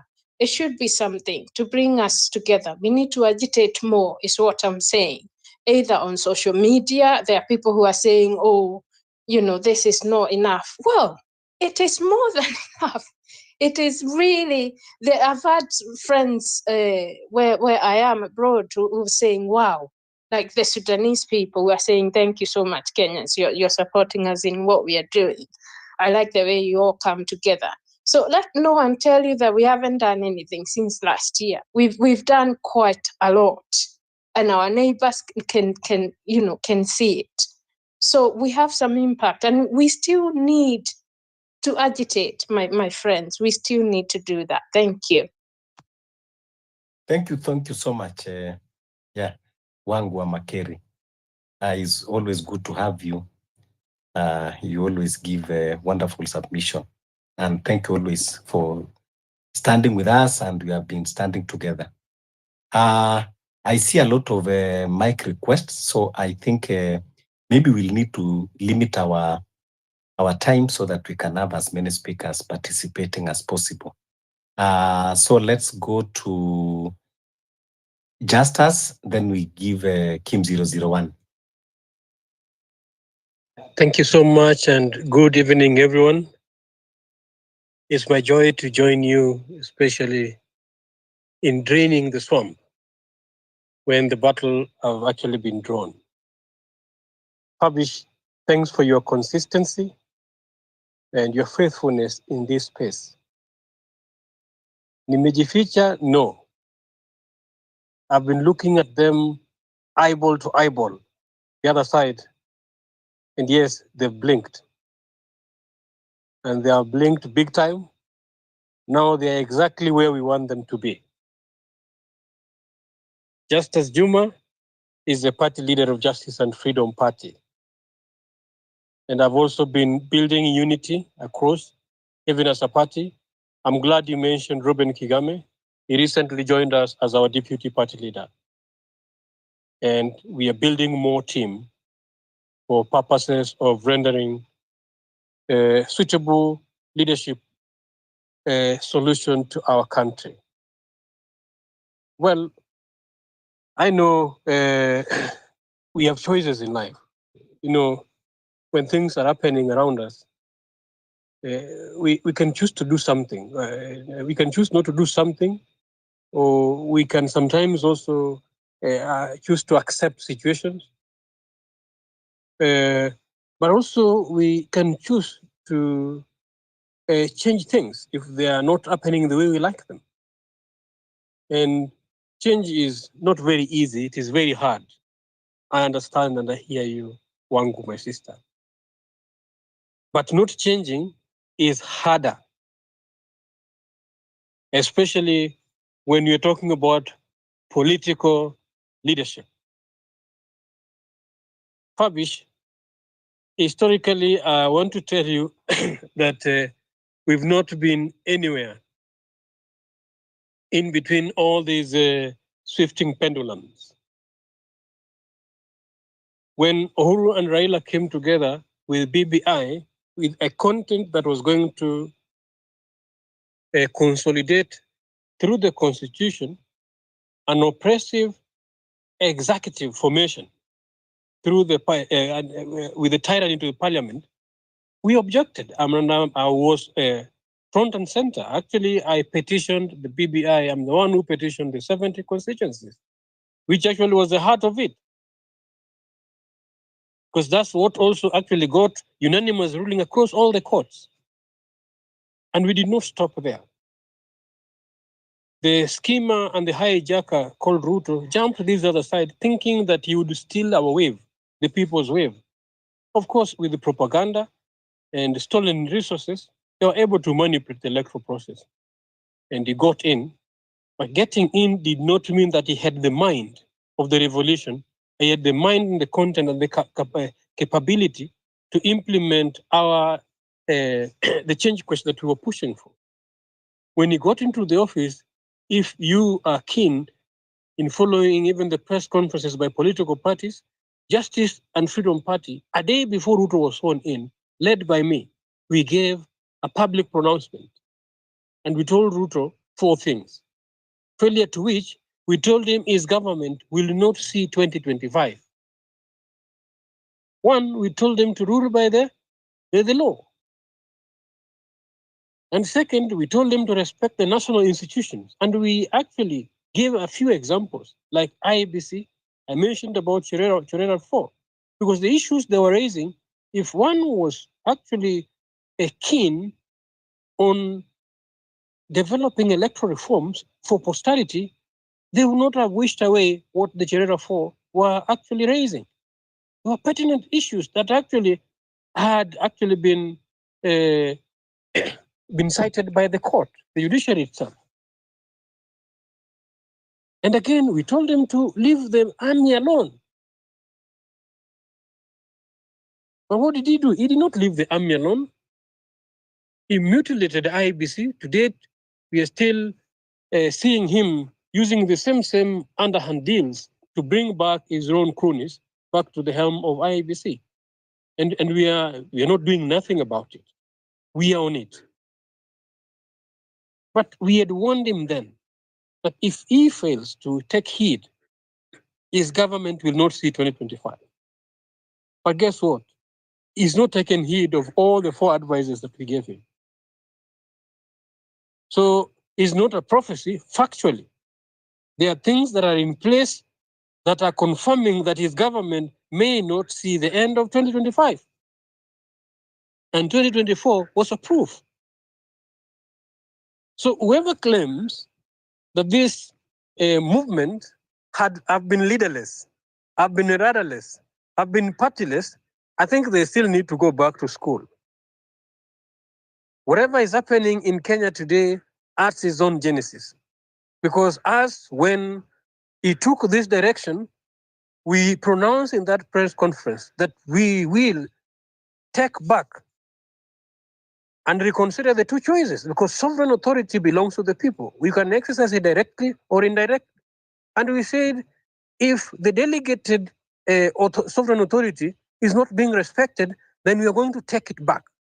And taking it back entailed that we were to engage various quarters, from county to county, engaging Kenyans to participate in the electoral process. Of course, it has gone with sometimes the media ignores us intentionally because they are paid not to. But every county that we went to, we were received, and actually overwhelmingly. But I'm also happy on how our young people have risen up to the occasion. Initially, they kept the young people in pleasure and leisure and in entertainment with funny movies. But today, the story is different. Yeah, so as Justice and Freedom Party, as we feel that we are at the mountaintop of reformation, Change, yes, it is hard. It has costed us sweat and brow and blood. I have been at the front and the center of it all. On 25th, when we were at the parliament, I was shot equally. I had 3 bullets in my body. Thanks to life jacket that somebody helped me with that morning. I don't know what to, actually, my story would be different today. I would not be here to speak. But in the same breath, I still honor and really dignify those who paid the highest sacrifice. And they paid the highest sacrifice with their own blood. Those bloods did not actually, were not shed in vain. So Wangu, it is not in vain. And whoever thinks that it is over, it is just beginning. And the person actually who has been fueling this revolution has been none other than Ruto himself. He's always caught every little bit of bait that we give him. Now he's caught the last bit, which is to swallow Raila and remove Raila from messing our reform space. We were longing for that, and it has come. He's done it for us. He's made our work very easy. And in the process, he also planted fake leaders among us.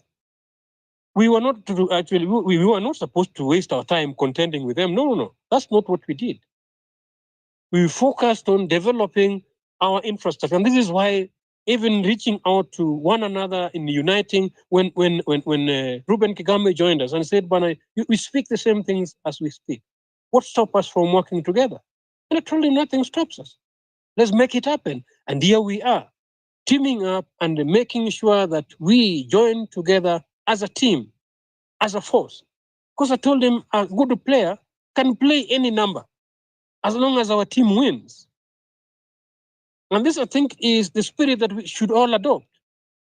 Create a formation where all our best players are in the field, holding a specific position, with an ultimate goal of the team winning. And our team is not going to win through populism or nepotism or tribalism, the way they're trying to do. Because these actually have been the impediment of economic growth. Where there is populism, they are surrounded by sycophants. And these sycophants, they can never entertain accountability. These are the individuals who actually mess up institutions. And that applies to nepotism and the tribalists. No wonder corruption thrives around them. Whatever you do, actually, one symptoms of their type of leadership will always be synonymous with corruption. You can't take it away because of their nature and their habits. And for us to rise up as Kenyans, united, not divided, with the plenty within our borders, then we must pick the vision that actually we've given to ourselves through our constitution. Constitution has given us inalienable rights. Rights that cannot be taken away even by an animal, leave alone a human being. Right to life is sacrosanct. Right to purpose. Right to freedom. It's only this, I don't even know what to call them, who treat people's rights like privileges. They're such short-sighted human beings. And I believe it is high time that we get these guys out of our way. They will not get themselves out. So our profile as a party, even in the last election, we were sandwiched between Azimio and Kenya Kwanza, and we said, no, we are pro the citizens, and we went solo with the citizens. And that is where we are still, laboring and sweating it every day with the citizen till we make it happen. And it's not far away. I see it happening. And the fact that we can assemble here and join together, even in an evening like this, listening to one another and rallying together towards that cause, to me, I feel so fulfilled, and I feel more hopeful and more inspired. As Martin Luther said, that he sees the mountaintop. I can attest to the same. I see the mountaintops. Though it's been winding, and it's been winding. Sometimes it winds a lot. The road winds a lot when you're almost at the city. And I think that should really not discourage us and make us feel that we don't have a leader. We do have leaders. And if no one is not, others are not willing to come out, Fabish, I'm here, I got the guts. You all have the courage and boldness. Let's do it together. And as a team, I believe these guys, you see, these guys, they're only strong when we're divided. These are the most fearful person. I've worked around them. They are so idealists. These guys, sometimes you sit down with them, they are so, they don't even like their lives. They are so easy to scare. So whatever we had in June 25th last year, I'm thinking we can do even bigger than that, and in different style. We don't have to do it the same way. The same style. This time the progress has been different. Yeah, so I'm here just to tell you and let you know that yes, it's possible. Yes, it is possible. We'll do it. Let's just team up. Let's join together. We have the political framework. We have political party. We have individuals and leaders who are willing to work together with us towards that cause without any admixture. Back to you, Fabish. Wow. Thank you so much, Kiongozi. John, this is what we have been talking about. We have strong leaders. So what was it wakasema tio? Sijui, we don't have leaders. I always say we don't have deficiency of leadership. What we just need is only to team up together. But I tell you, we have wonderful leaders in all spheres. Bado sasa tujiongea mambo ya professionals. We are just talking of the political leadership. When it comes to the professional aspect, we also have the top-notch professionals. Sometimes when we discuss with our comrades who are doctors here, who are teachers here, who are, lawyers, who are engineers, you see that, in fact, when we take the next government, this country, for sure, 100% will work, and it will work for betterment.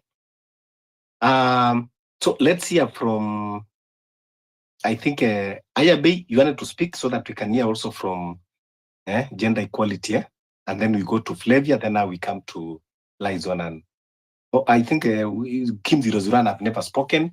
We have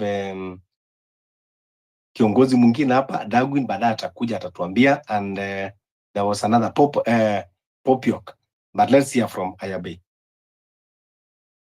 Hi, Fabish. Wewe nimeshinda nikidrop nikikuja, I don't know. Kasonga is doing that thing. Anyway.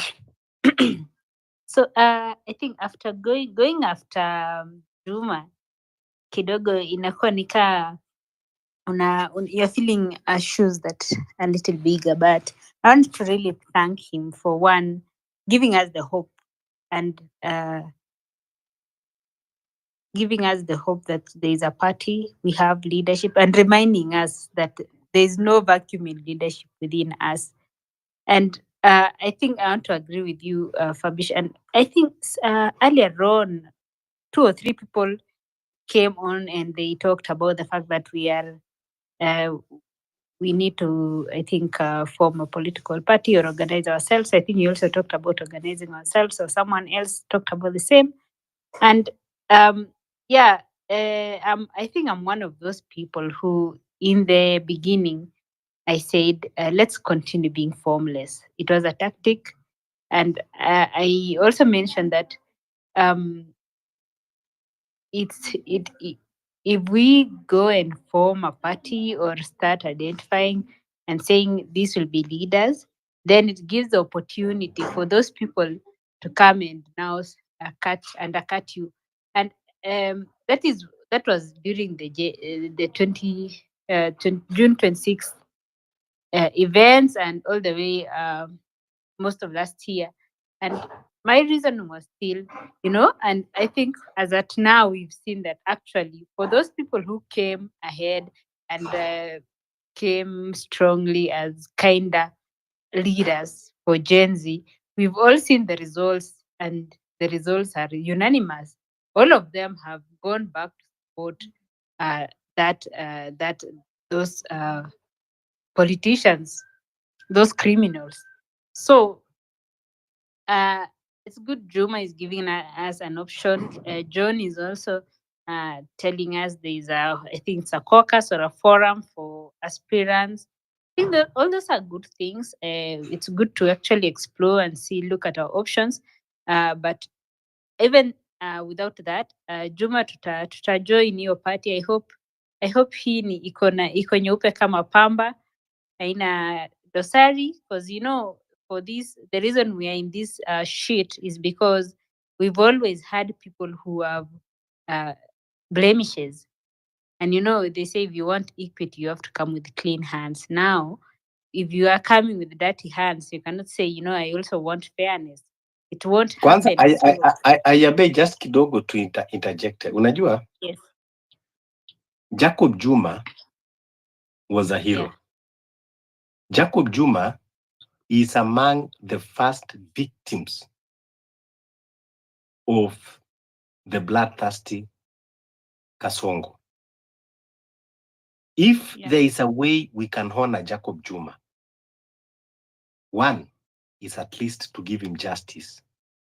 How do we give him justice? Jacob Juma was a genuine businessman, and he was someone, an activist, that he wanted to see this country prospering. The reason why he was killed is because he was fighting the status quo. So, to me, I think we owe him. We owe him. And two things that we need to do. One, let us honor him by making sure that the person that killed him does not continue to kill others and to oppress others. Then two, at least let's support the cause that he started. That is how we can honor him. So to me, in fact, even if we can all have a dialogue, this is the party that we are supposed, at least, even it has a blessing, even the spirit of Jacob Juma, wherever he is, he will be also guiding us, because we are going with the course that he started. So this party already itself, it has paid a price. This party has already paid a price, and a very heavy price. So we should also consider that. And that's why I said we will have more dialogue on at least where, but to me, in fact, even as you're having dialogue, this party should be one that also be resolving around the dialogue if we are truly genuine that we want to fight for a genuine cause. So thank you, Fabish, and I'm glad that you are clearing that up. And for me personally, I didn't know the party was still alive. So I'm hoping, Juma, you are the one who is actually gatekeeping is a bad word, but yeah, we are hoping you are in charge of the affairs of the party and ensuring that it's clean, so that when those of us who really have the best interests at heart for the country come in, we are coming to join a clean party. Because if we come and we are joining a dirty party, then it means there's nothing we are doing. We are chasing our tails, and what will happen is what we are trying, the swamp we are trying to drain, we are going just to refill with some more dirty, filthy water. So I believe that if Juma, the party, you've made sure that it's in good standing, then all of us over here today will be checking that out. Probably for those wenye mlikuwa mmerejistariwa kwa Kasongo kibahati mbaya, ama maybe mlikuwa na bahati nzuri, ama you knew what you are doing, now you are regretting, or yeah, whatever. You go deregister yourself and register that party, so that tumesema 2027 ni mbali sana, and trust me, I keep saying this, if we wait ifike 2027, itakuwa ngumu. It won't, because these people, they'll employ every tactic they have in the book, and these are people that they don't care. it's not like us who have the best interests. We are like, you know what, we still want a country that is in good standing, that is thriving. For them, it's either they are there or no one else is there. So we have to keep that in mind as we do our thing, as we fight for this country. But as we've said, all of us are leaders in our own right. And even if you don't want, of course, I think I would still encourage people to play safe. If you're looking at maybe trying to get into the political arena and leading this country or steering this country to better heights, I would actually advise us that we continue maybe playing it safe. Don't bring your head out yet. Ndo usikwe ended prematurely, but do your groundwork. Find your groundwork. Enter underground, timber from down, so that by the time you're coming out strong, and there's nothing they can do. Ukitoka umetokea, and the ground beneath them is crumbling, and they have nowhere to stand, and then your business is just to go forward and thrive. So this evening, I've learned something I didn't know that we have there's a party, and I'm glad that one is there. So Fabish, I'll maybe pause there and give, I think it's Kim 001, if I'm not wrong. Yeah, it's Kim 001. So unajua katika hizi spaces hata wakati ile tulikuwa tunaongea na tunasema tunatafuta solution, not only talking. Today we have just as here we have another leader ambao atakuja pia hapa kutuambia Dagwin, and we have a Famfilia who is a incoming senator, John Kiarie, John Kiarie, who is a mwanzo mpya leader. We and Captain Dagoretti pia is coming, is a leader. So kindly, John, we have to put our hands together so that tukutane hiyo fungamano. I personally will be there on that 28. So kindly, John, take those notes so that we can be able to communicate even after here with all this leadership, and especially tunataka, even those that have political parties. So just as is here, and if another person is there, we will also reach Omtata and give him invitation. We will also reach, that leadership of Inject, though Inject actually from the source is not yet registered. It was only, I think, ile ambayo in ya kureserve to jina. I don't know whether we have that certificate or not, but we'll follow up. But give me the names again. Give me the names again ndio niwaandike. Okay. Ama pia tunaweza DMiana. You can DM me if, for example, you not be mentioned by Fabish. You can DM me. Yeah. So we have Justice here of Justice and Freedom Party leader. We have Captain, he's from Dagoretti. We have Rasji from Mbakasi. We have our comrade here, Omondi, who is a senator or incoming senatorial Nairobi, aspiring. And if there is any person that you think that even our lady here, but she not yet announced, our co-host here, but also she will also maybe perhaps participate. And any other person that you are aspiring to be a leader in this generation, kindly reach out to me or to John, or so that at least we can have that meeting. And especially those that have political parties, tunataka tukae pamoja ndio tuweze sasa kukua na msimamo moja. One thing that we have to agree is Morara is there alone. He does not represent Inject Party. Inject is associated with Gen Z, but Morara is yanatembea peke yake kama mchawi. So no one should ever involve, the movement with Morara. So even if we are going to reach to the leadership of Inject Party, of which even me I have interest, because we invested in that party. We invested.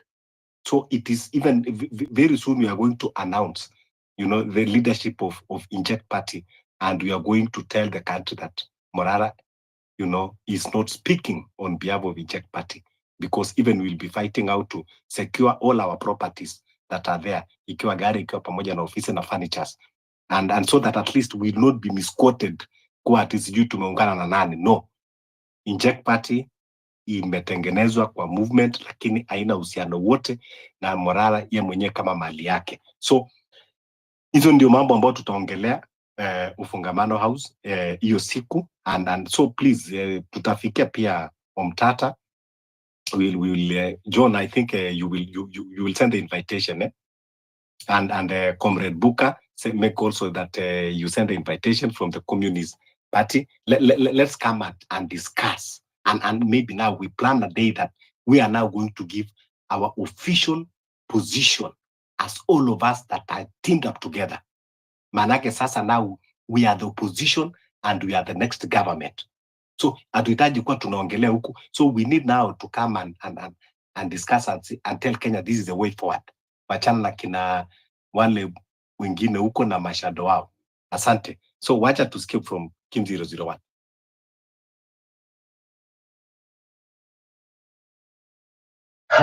Mic check, mic check. Am I audible? Yes, we're audible. Okay. Good evening, everyone. It's been a pleasure sitting and listening to very meaningful conversation. Very nice submissions. I'll go ahead and quote the Justice one among others. I can really take nothing away from that other than pointing out that this issue of a political party can be viewed from very different angles, because we say here that these old guards understand the 48 laws of power. It's what they use to keep us miserable, to control us. They are really playing by the rules. Part of those rules also say, if you see your enemy making a mistake, do not interrupt them. So by the fact that after June the 25th, the political class started facing whatever problem we were demonstrating against as a political problem that requires a political solution, and then trying to direct us towards that angle of you need a political party to do this and that. I don't know. From where I see it, it's not really a necessity. And I'll go ahead and quote an example that is there, that is in motion, a reality. Deep in this thing you call the mountain, because you see, there are these things when people mention the mountain, they think you're tribal. No, I'm a Kimani. I come from Gatondo, a word called Kiganjo. Part of having a youthful generation, and a learned one for that matter, is one, that you have the chance to change your old guards, your parents' thinking, way of thinking. So from where I come from, back in 2022, we were very fed up with this youthful generation. With this old generation always having those top seats and doing a lot of nothing. It is then that we resolved leadership from the bottom up. We are going to have very new faces. It just took an idea from us, the youths. We were just 20-something. I'm still a 20-something-year-old guy. I'm not yet 30 now.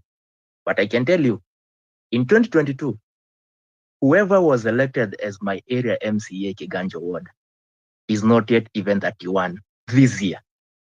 So it can happen. That is why I get very worked up in such a space when I come to such a meaningful space.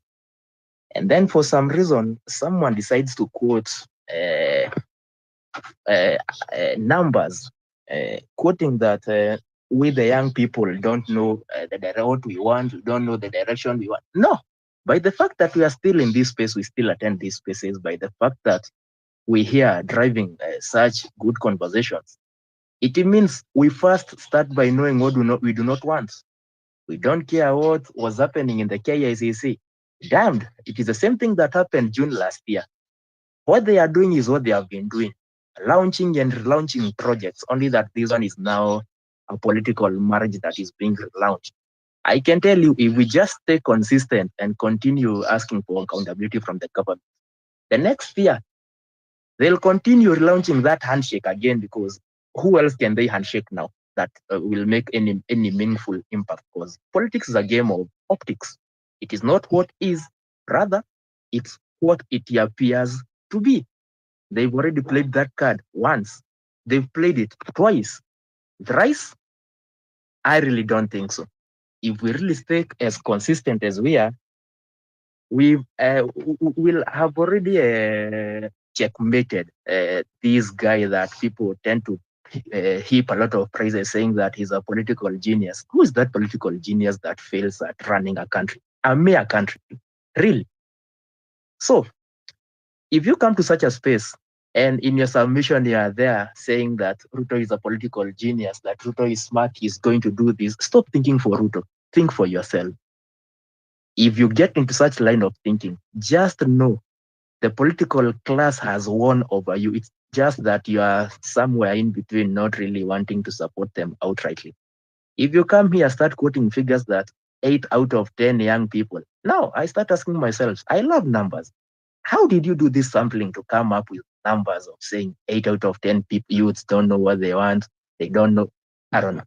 I think this statistics thing is something the hosts and the co-hosts have to keep an eye on. You have to keep track of such things that are being raised here to make submissions look authentic, because to me, they appear borderline insulting, especially when there is a lot of generalization and a lot of things of you don't know what you want. And no, come on, guys. I think I know what I want. That is why I'm here. If I didn't know what I want, I wouldn't be here. Thank you. Thank you, Kim. Hey, wow, a nice submission. Nipo umetukumbusha again that we don't really need a police. Of course, hakuna mahali in the constitution inasema for you to be elected lazima uko in a political party. So yeah, we keep that in mind when we also explore maybe political parties, probably for the sake of numbers. I don't know. But yeah, I am assuming people are gravitating towards political parties for the sake of, I think, safety numbers or whatever reason people get into political parties for. But yes, you are right when you say you don't really need to be in a political party for you to be elected. And we've seen time and again people actually getting elected on independent tickets, even in areas where you can say were strongholds of big political parties. So yeah, you don't really need to limit yourself to a political party, and that should be something we all keep in mind. So the Queen, you are going next, and then I think after that it was Pop, or yeah, I think Pop. Yeah, so the Queen, please, then Pop. Thank you. Greetings. I, Fabish, Rasji, and all of us in the space. Trust you're having a wonderful evening. My apologies for coming in late. Imekuwa a long evening. So first of all, wonderful submissions zenye nimesikia. Kim, Juma, good stuff. I think we are hitting the nail on the head. I don't know if you have talked about this, but I wanted to give you guys my thoughts on actually one critical item that I hope you can pia nyi mfikirie so that you can see how best to go about it. Number one, we are all sure that Ruto anaenda home. And Ruto anaenda home as soon as Sunday.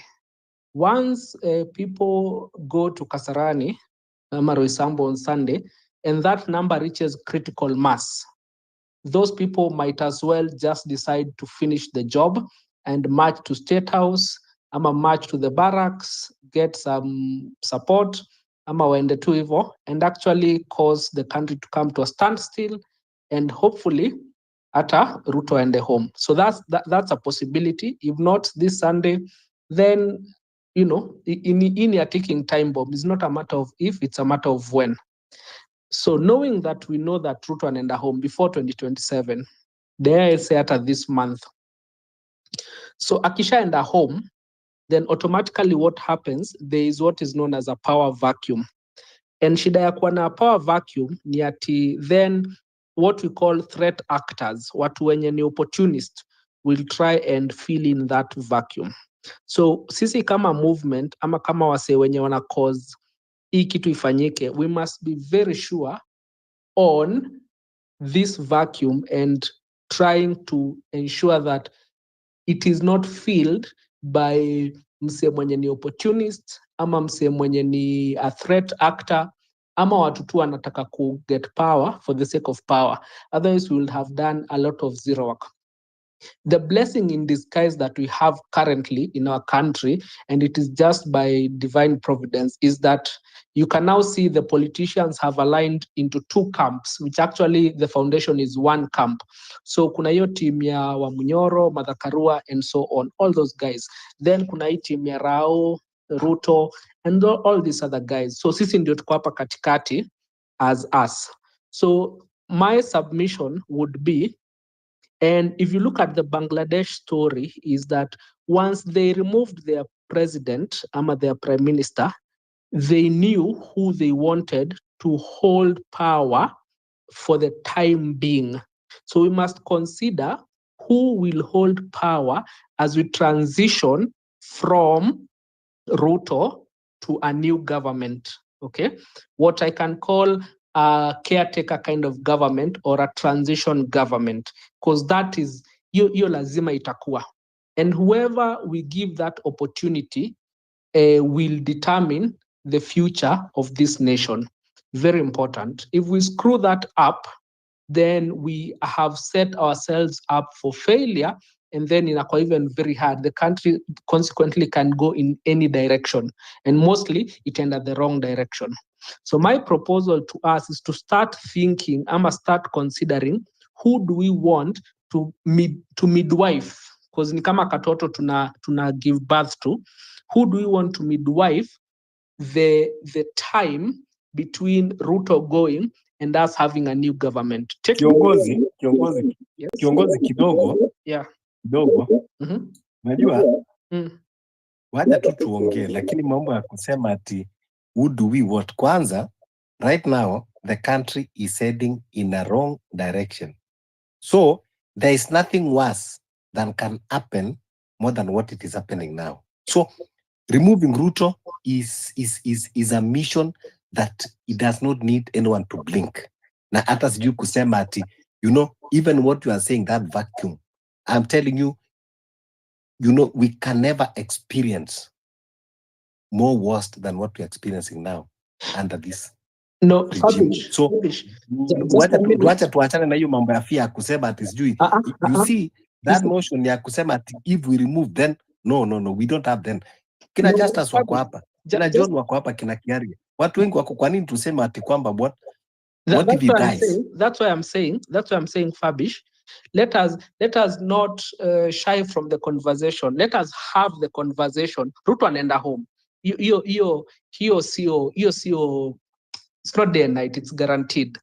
So let us have the conversation of, let us take no prisoners in the court of thoughts and start thinking, okay, ameenda home. No, lakini skiza, unajua what you are saying is, what you are saying is, you know the line of thoughts you are bringing, I'm sorry to say this, they are not realistic, because understand, you see that kind of caretaker system, ni watu tu wanakaa chini wakati hiyo wanaongea, because huwezi kuniambia saizi ati tupige kura twende IBC tuseme nani atakuwa caretaker. It cannot happen. But you know, some problems are solved as it come when you reach that critical moment. But you cannot tell me that out of all this conversation that we have been talking, if we sit at the table,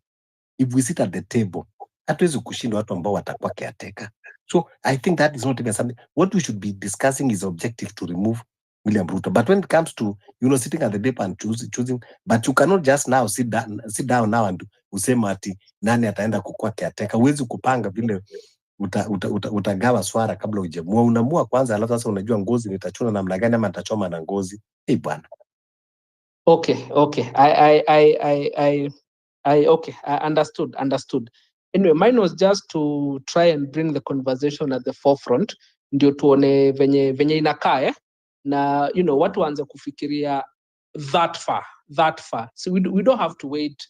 We can have some ideas around it, and nothing is stopping us from thinking about it, from really critically looking at it and saying, okay, umse ameenda, then where is the country? How is it going? What is the like hiyo hour, that hour, the hour of judgment ya Ruto ikifika, tumemjudge, tumetengeneza hata truth, justice and execution commission, you know, and vitu zimeenda. So let us try and move that needle a little bit to shy away from it, so that at least we can have hizo thoughts in our heads. We don't have to make any decisions. Anyway, that was my humble submission, ladies and gentlemen. Thank you so much. I appreciate your time, and I'm glad that we are all forward thinking. The cause is the same. At the end of the day, the cause is the same. We must liberate our country from tyrants. God bless you. Thank you so much. Thank you so much. Wacha tuende kwa, I think it was Pope, so that we can hear from Flavia. Pope.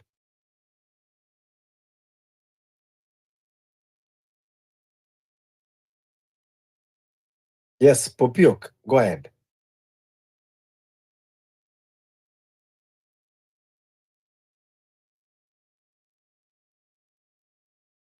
Popiok, if you're having issue with your mic, maybe as you are resolving, let's hear from Flavia. Thank you, Fabish, and thank you, everyone, for being part of this session. For me, if for nothing else, I think this serves as a place to bestow strength on each other and remind ourselves of our purpose and show that we have numbers in terms of the purpose. So, Fabish, thank you always for organizing this, and many others that do this. And others, thank you for joining this, because I think we need this to show that at least we are united in purpose. I came in a bit later. I might be repeating probably what someone said before, but I don't think there is harm in emphasizing whatever it is that I'm going to say. So for me, today has been quite impactful, to for lack of a better word, because why I say that, I have been an ardent supporter for Raila. Since I knew politics, he's the person that I have been rooting for. I have been wanting, like everything he said was what I wanted and what I agreed on. And as I grow up, I have been looking at him, and then I look at the choices that he's making, especially recently, and I start to ask myself and say, probably at some point, his purpose was the people, his purpose was something else. But as time goes by, the purpose has changed to something else. And at this point, it does not align with what I have wanted. That is to say to all of us that I think our problem has been, and it's the same reason we have a problem with Morara. It's the same reason we have a problem with, what is this other guy's name? The hairy one, sorry. Oh, sorry. That's a bit offensive. The younger one, the same problem we have with him, and the same problem we might point to Gachagua, and the same problem we The hairy one is not offensive. His name is Kasamuel. Of course, he have longer hair, so it's not offensive. You are in order. And all, like Martha, that's the same challenge we are having with all those people, because our weakness is our mistake, and I point to myself as well, is that we look at people and we want them to fight our wars. As we are here today, I think amongst us, we have mothers who run homes very competently. We have fathers who run homes very competently. We have managers and we have CEOs who run companies competently. But for whatever reason, when it comes to politics, we question ourselves and we look up to other people and we want them to speak for us and we want them to fight for us. I think that is where we failed as a society. Today, I attended a session where we spoke about what the different generation has done in terms of the fight for the country. It started, I don't know what that generation is called, but the people who liberated us from colonialism, they did their part. What followed them, and I think it's the current political leadership, they fought for multipartism. I mean, part of the current the leadership. baby boomers. Yeah, the boomers, they fought for multipartism. And additionally, they also fought for the new constitution, which was meant to ensure some form of equality and bring forth devolution. So they did their part, and then came as millennials. And for some reason, I don't know whether we came in a season where the presidency, because I think most of us were born around Kibaki's time. So I don't know, okay, we were growing up around Kibaki's time. I don't know whether we came in a season where the presidency was comparatively better and everything was thriving, that we did not have to fight for so much, so that we did not have the fight in us. Or I don't know why we never had anything to fight for. But that is to say that we as millennials, I think we have failed in a way or another. Let's assume our season was comparatively better in terms of presidency, but then again, we are living in this season right now. And we cannot keep on looking at Gen Z and pointing and saying, oh, they have done well, they are doing good, they are doing good. If it is here Gen Z, ni ya generation zote. So as we say, we are draining the swamp. I think each one of us, I mean, if we are removing all MPs, who is going to replace them if you're not going to stand up and take the position? I think as we sit here, I only know of 2 people who are saying, oh, I want to vie for MP. I want to vie 2 MPs and 1 governor, and today 1 senator. But then how many counties do we have? How many MP positions do we have? How many regions the positions are far too many.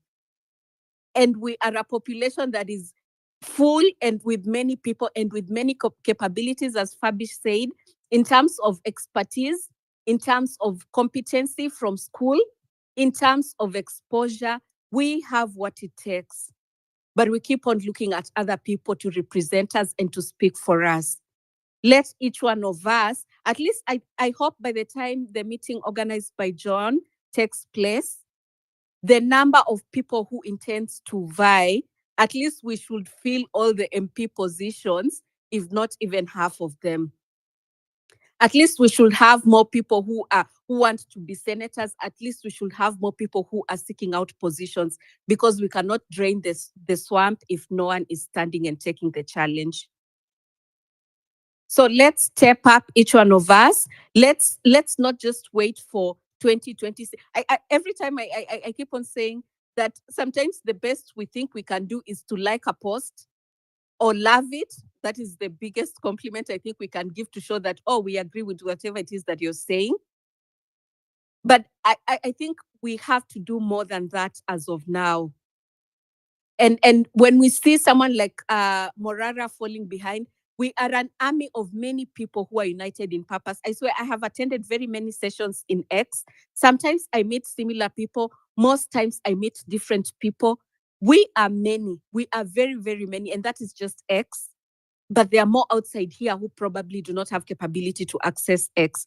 We are so many. If Morara changes his purpose, then that is a soldier down. Let's realign and continue.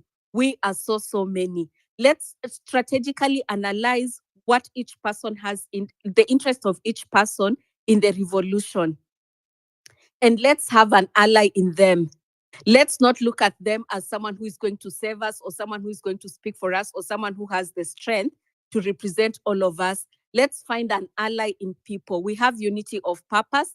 Each person plays a role. If they fall down, man down, let's realign and let's continue with the fight. Let's not have someone be a demigod. Let's not have someone taking the position that if they fall down, we look at it and say, oh, now the movement has fallen. No one has that capability. We are many of us very educated, very intelligent, very well informed, and we have a purpose. All of us are united by purpose of better governance and the rule of law. That is the underlying factor. So let's, millennial and Gen Z, let's rise up. Let's take the positions. Let's not just speak and like and comment and say, oh, good, I like what you've said. No. Let's rise up and take challenge to take positions. Even if we fail, I mean, what's the worst that can happen? It was big enough that you stood and said, oh, I want this position. I think that's a win either way. So let's take the challenge. And I would like to request John that there are many people in diaspora that are interested also in taking leadership. As you organize that session, I don't know how you can do it, but I hope it can also be virtual so that it will accommodate people who are in diaspora that intend to be part of the revolution and draining the swamp. So let's accommodate everyone. Let's find an ally in the people who are united in purpose and not make them some demigod, so that when they fall, we just realign and continue with the fight. Thank you. The only request I would have is then any interested person in this platform, especially those from diaspora, you can DM, but for the speaker that has just left, I'm going to inbox you my number so that you can keep in touch. Yeah, and also there is a lady called I'm trying to see maybe John, you can help me. She posted Alionia. No. Christine, I think Christine. What about Christine?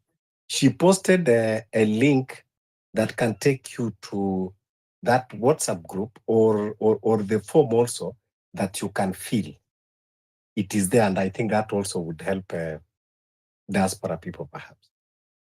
Okay, let me see that. I've not, because maybe someone created a pseudo account, but let me just confirm that it is the one we are using. This is Kenya. Kindly. Isije katupeleka kwa kasongo. But anyway, before we have a gentleman that always expresses himself by, in a very spectacular way. So before we invite him, thank you so much, Flavia. You really, I would have even wished to listening to you for even 3 hours. Sijui John umesikiaje, the wisdom that coming from Flavia. But my only problem that I want to fight with you is, mbona kila wakati huo ukuji? We are benefiting a lot from your direction and your wisdom. Wonderful. And I hope, thank you so much. Yeah, and I hope you will be with us regularly so that we can continue, exchanging our minds together, bringing ideas together, and see, which way will work for us. Thank you so much. We really, really appreciate. So I think tutaongea na pamoja na John pia, and I hope that you are also vying for somewhere, because the knowledge that you have, I think the society needs it a lot. So I hope you are one of the aspirants. I appreciate that. I am giving myself the courage, and I am happy that I joined today and got to learn that there is such a session. So as I gather the courage to do that, I promise in the next few months, I would have decided what I am able to give. Great. Thanks a lot. Okay. So I think, John, we go to Captain. Captain is our comrade, always with us. He's also aspiring member of parliament. Unde anataka kumpiga teke nani KJ. I think KJ, Captain utatuambia. Okay, thank you, Verbish, and the rest of the other co-hosts, the speakers who have been speaking before me, the listeners, and all the members here in this platform. Yes, my name is Peter Nyamari, alias Captain Peter, an aspirant for Dagoret South. Dagoret South is just adjacent to Dagoret North. We just the separation road, which is Naivasha Road, as we go to Limuru, along that route. So, indeed, the Verbish, I think I joined the space a bit late today, and the speakers who have been speaking, the ones I heard as they were speaking, they have given out the wisdom which we really need to act upon it. So, draining the swamp, it is as you have just put it. It needs us to be more energetic as we just speak here. Also, we need also to take an action regarding the same. We have been doing it this, I think, since the Gen Zs. Myself, I'm a millennial. That is on 25th of June last year. The space has been more of educative to the rest of the others whom we used to be out there. But at the same time, it is good that we go back to the ground as well as we keep on pushing on these things. Basically, mostly the so-called leaders who are now betraying the Kenyans, the sons of the soil, the daughters of the soil. We, as much as we are planning, as I think Fabish, the more spaces we have been hosting over here again, it is that most of the time we do host the space, we have different people giving out different ideologies as well, which sometimes, yeah, they are good when we just put it here on the theory, but sometimes on the ground, things get out of hand. But I believe all is not lost. At least we can be able to. We are on that. We are moving in one direction. And this case here, those people who have just come out to show that they are with people, they are vocal out there. At the same time, over a given period of time, they just find themselves that just they have been outweighed by some circumstances, and which of course later on you realize that they are disaligning themselves from what we do as the people of Kenya, the citizens of different areas here in our country. So what I want to encourage all the members here today, that whatever we push on, we have only one agenda. The agenda is we remove the so-called people who have now done our country to be, if I can be able to use this word, beggars. That is not, whereby we do have a number of people, I keep on mentioning this, poverty level, the gap between people who are poor and the people who are rich, it is very, very huge. And it is being created by the so-called leaders whom we trusted that they can be able to take our country in the next level. So the governance is what we keep on praying that things may be moving forward. New leaders, just like I am, and the rest of the others who are just getting into the platforms to make sure that governance is properly executed in the way it's supposed to be done. Otherwise, at the end of the day, all the fruits we are leaping for, they will be able to be born. Otherwise, I don't want to say a lot. Actually, I'm so happy. John Kerry, I think I've shared, you have shared with me your number, and then we have seen the platform. I think the most important thing I can be able to say, I'm looking forward to the meeting physically as we start off. Actually, the more we keep on maybe injecting as well here, the more we also lose maybe time, which is very, very critical to us. So I'm urging each and every person, let us just show up. Sometimes we may seem that we are so far from one another, but we are just nearer. Remember, these people, the Raila thing, the Kazongo thing, you see, they are just meeting up.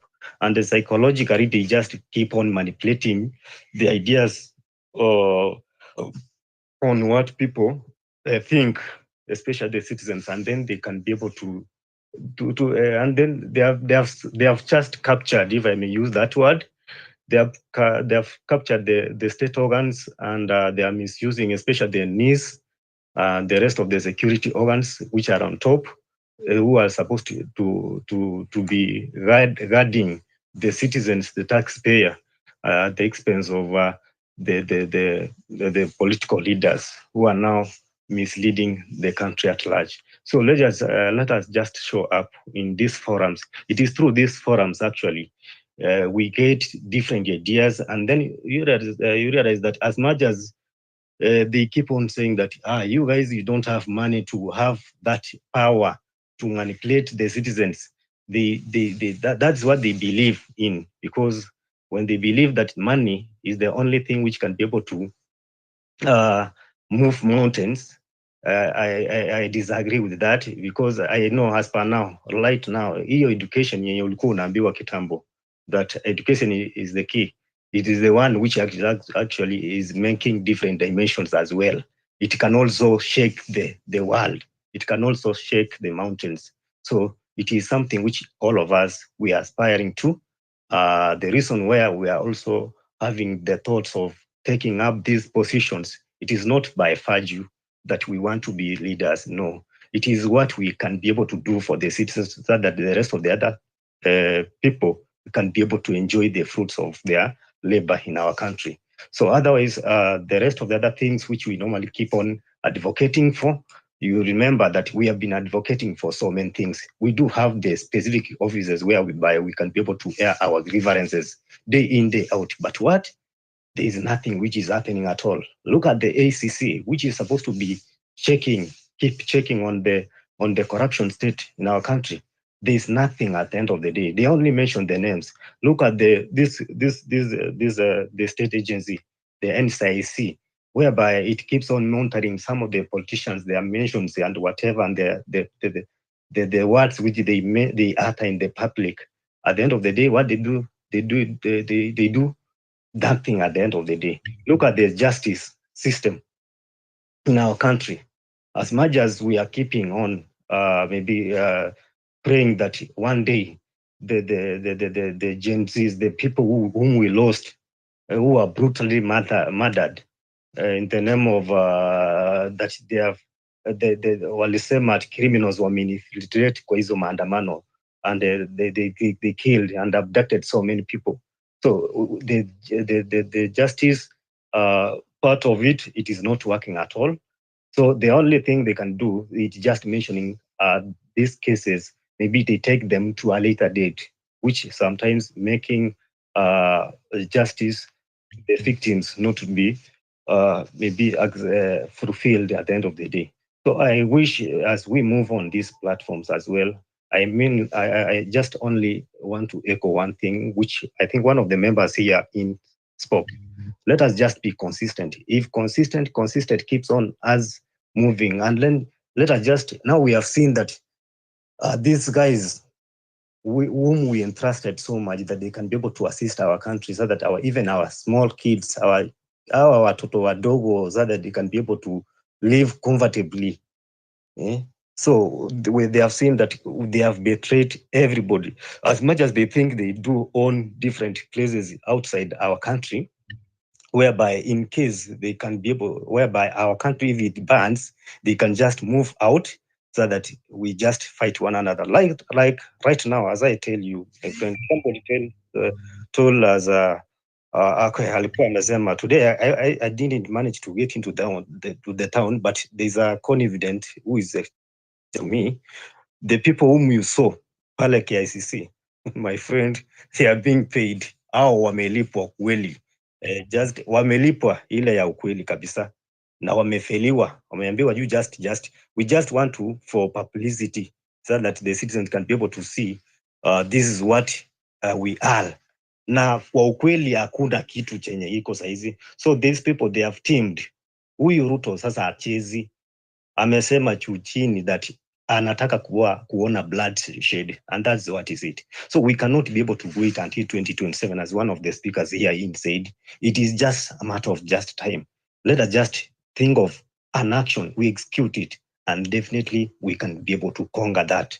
So our watu hawana huruma, that they are just joining one another, so that people can really lose their lives, which is not good at all. So I don't want to speak a lot.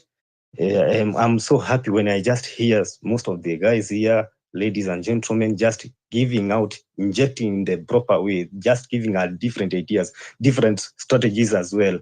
At the end of the day, indeed, draining the swamp will be very, very, very easy at the end of the day. So let us just execute these ones as we meet in this forum. John Kerry, I think this forum is a very nice one. Just ensure that as much as we are coordinating at the end of the day, remember, we have never seen one another physically. some of the people here in may be worried, like, how can I be able to? I've just met a stranger into one. It starts from here actually. If we have never met, yes, exactly. What effort can you be able to make so that we can be able to see one another physically at a given place, a public place, of course, and then we deliberate on the best way. Then we move together. Morara has been fabricated. Alijitokeza kuonyesha that he can be able, but amekuwa compromised by these state organs, so that, and sometimes the purpose on the west. Soja moja ameangusha, vile mmoja alisema, alitumia hiyo jina, soja akianguka, it does not mean that the rest of the others we just do what, tunakufa moyo. No, we just keep one another, we mobilize ourselves, and then we find out the strategies. We as aspirants and the rest of the others who want to be governors, senators, and all different positions in this country, and they are ready to sacrifice their life for the purpose of the common citizens, not for the purpose for themselves to enrich themselves in terms of the resources and mali yao yote. No, it is because of the citizens who are really suffering. We just want to bring the gap between the poor people and the rich people just nearer, so that wote tuende kwa space moja, mahali tusiachane na watu wengine. And that is the reason why we are having these ideologies, so that we can be able to help our people. At Dagoretti South, we do have the 5 wards over there. Actually, it is one of the smallest constituencies around Nairobi, whereby the current MP, that is Johnny KJ, not that he has not been doing something. No. But if you can be able to see the way people, they are really suffering on the ground, walk on the ground. Somebody said here that sometimes we do bweka hapa, if I may wrongly use that word bweka, that we are just keyboard warriors here over the space, but at the end of the day, there's nothing at the end. Nothing at the end of the we do on the ground. No, just getting to the people around the place where you come from, Kaleka space, and then you just give them the reasons why they need to be given some different opportunities. They need to share some of the resources. The likes of people, mumelisikia, tulikuwa na watu ambao walikuwa wanajulikana sana, that they are the best people who can be able to liberate, like the Jichopefu, the former Muhammad Ali, the member of parliament huko side za Mombasani. I think he's the member of parliament for I just forgotten this name. Nyali, yes, thanks. Nyali constituency. Remember, before he was a member of parliament, he was advocating for the best. He was advocating for the citizens of our country to be in a better way. Alikuwa na unmask some of the things which were being done, which were evil in our society. At the end of the day, when he just got into the platform, and then remember, he used to be an ODM member. And then when he realized that the ODM member was not giving me a ticket to vie for the Nyali constituency, he went against the party. And then because he had gone to the ground, he had educated people. The same thing we do here on this platform. Akaeducate watu na wakakubali, and they saw the sense. Just the way right now as we speak, people on the ground, they have seen the sense, and they have seen those people who normally speak what is they meant. So after doing that, they gave him the power. And right now, after a period of time, I don't know what happens.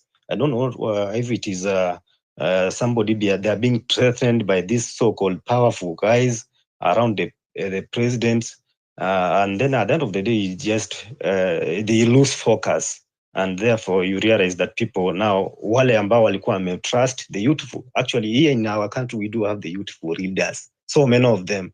But what happens to them? What happens during when they were just elected? Things went in a different way. So because most of them, they were in those political parties whereby zikona wenye party, and that's what you normally say, tuko na wenye party. But if we do it as our own. We own it, just like Fabish was saying that the party which is now under Morara Kebaso in the Inject Party, actually it is an idea which came out of the protests. So we do own it. It is not even associated with the rest of the others. We are owning it. So if we own that party and then we are just having different ideas, why can't we just focus on something so that we all of us, we are having ambitions of helping our citizens. We just want our governance. If the governance is very clear, definitely the resources can be able to be spread equally all over in our country without any challenge. So we don't need maybe a member of parliament, an MCA, a governor, president is just a representatives, but the national cake is being shared equally, whether you are there or not. That's why some of the I was actually giving a talk to a group of people in my area there, whereby most of them, they were asking why is it that most of the people believe that the leaders are the ones who bring the development in their areas. It is because the way they politicized, and then they put the people think that the politicians are the ones who normally bring the development in their respective areas. It is wrong. So ni hiyo maneno ambayo, but through these forums, I think most of the people have been empowered through knowledge. Information has been spread out there very clearly, and I think we are no longer subscribing to those beliefs that the members, the leaders are the ones who bring the development. They are just the representatives of the people, but at the end of the day, there's a committee which is responsible for the different different areas. As much as the area is identified, then the cake is allocated equally according to our constitution in our country, whether you are there or not. Just you are a representative to ensure that the laws which are being created are favoring different areas equitably without any favor. So otherwise, those are some of the things which we are deliberating, we as people, we as the ones which we are aspiring to make our country be better than how we found it. We have been used to this kind of leaders who have been there for before our forefathers, and still we can be able to see right now there is no change at all. So let us just keep on giving down different strategies as well. Let us also, and I'm insisting this one kindly, please let us just make an effort of meeting up. If we don't show up, definitely physically, definitely these enemies, the so-called leaders, they outweigh us, and then they use the state organs to fight us again.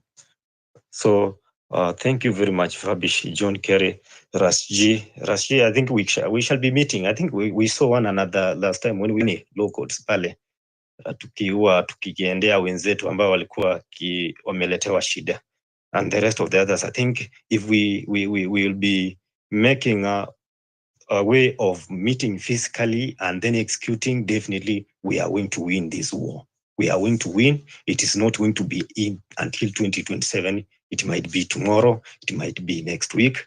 Anyway, just we want to show up that we can be able to do it. And as I said, as much as we have issues, they have sabotaged even how we can be able to get the shilling in our pocket. We can be able to manage it. It is through the Kenyans. Our Kenya tuliambia wanachanga, and then they are just doing for us. We can be able to make it. So otherwise, thank you very much. Have a good night. Thanks. Thank you. And another thing that I want to bring to our attention is, please kindly, when we say we are pursuing justice, let's pursue it to the end. We have cases at the courts of our comrades and some police who have been taken to court, those who killed our comrades. Let's, as even aspiring leaders, let's keep updating ourselves on what is happening around there, so that whenever those cases are brought before the courts, we can be able also to be highlighting it to the community, because munajua katika hali ya Kenya, kesi kinyamaziwa, that is how inaenda polepole inatupwa. So like now, I think if I'm not wrong, maybe next week, ile Rex Masai inakuja ya ule polisi. So we need also to be flocking to those courts whenever, there are those kind of cases, so that at least we be able to be following up and making sure that justice, we are following up to the last course. Tusikwe tuna watu ambao we are just led by emotions, siku mbili tatu, and the government they will know that hawa tu watachemka kidogo and then watasahau kesi itaenda hivi, then itarushwa kando. So kindly please, wale leaders tutaka katika I think hiyo siku mfangano pale, those are the things that we have to put together so that we know things that we need to be also updating, because we have also to keep the movement with momentum always, and show this government that we are not atulali, tuko macho. So vile tumekuwa tuko macho always, lazima tuendelee tuonyeshe tuko macho, and this time even is going even to be more visa zaidi, sababu now we are going now to have an organized kind of organization ambao sasa tutakuwa tunafanya vitu in a more organized. And that is why I was saying, when you hear we are saying inaweza isifike 2027, watu wengine wanakuja wanasema ile ilifanyika June, unawezekana isifanyike tena. Remember what happened in June. There was no there was no even one kind of organized communication. If now we leaders can come together and have that unity, now we have one organized even channel of communication, so that if such opportunity come again, people are organized and they can easily make any decision that they can bring change even unexpectedly. So let's engage that kind of dialogue and unity as aspiring leaders. My story and my co-host hapa na my good friend John, siku moja tutakuja kuelezea.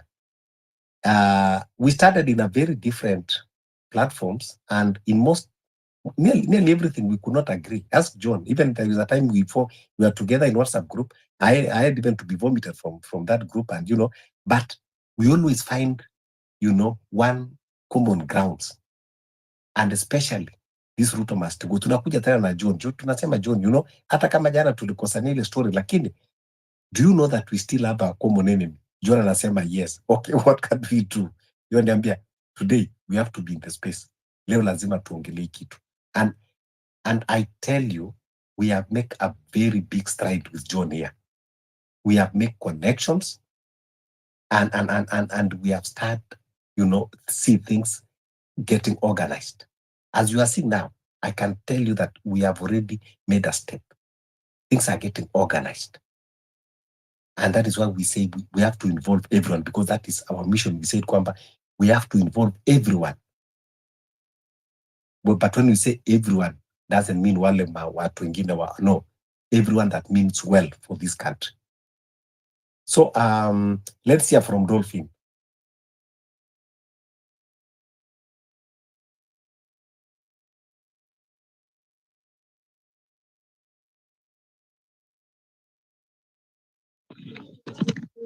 Hello, hi Fabish, hi everyone, all the panelists and Wakenya wote. Mkoaji? Can you hear me? Yes, Dolphin, we can hear you loud and clear. Welcome. It's been long. It's been long. I've been away for some time on Spaces. But today I said, I have to come here and say something. It's a sad day. I just feel so bad. I don't know what has happened, but nimeona tu venye vitu zinaenda manze. Things are not good and we are not safe. I've been listening to most of the people who have spoken before, and all that I can say for now is that we should just come together. We should come together as one. These people have learned the art. They know how we operate. That is one thing. Because we are people, we always come here on Spaces. Fabish, I remember initially when we had consistent Spaces before, we used to talk about doing what? Doing it physically, not just coming here yapping, tunaongea kizungu mingi, we plan, we lay strategies, but we don't go to the ground to implement them. This is now where these people have gotten us, because now they understand, and it's not, what is happening in the country is not all about the Gen Zs who are feeling the pain. Everyone is feeling the pain. Oh, generation zote. It's not all about Gen Zs. Yes, Gen Zs are awake compared to millennials and maybe these other Nini generations, but everyone is suffering in this country, including watoto wadogo.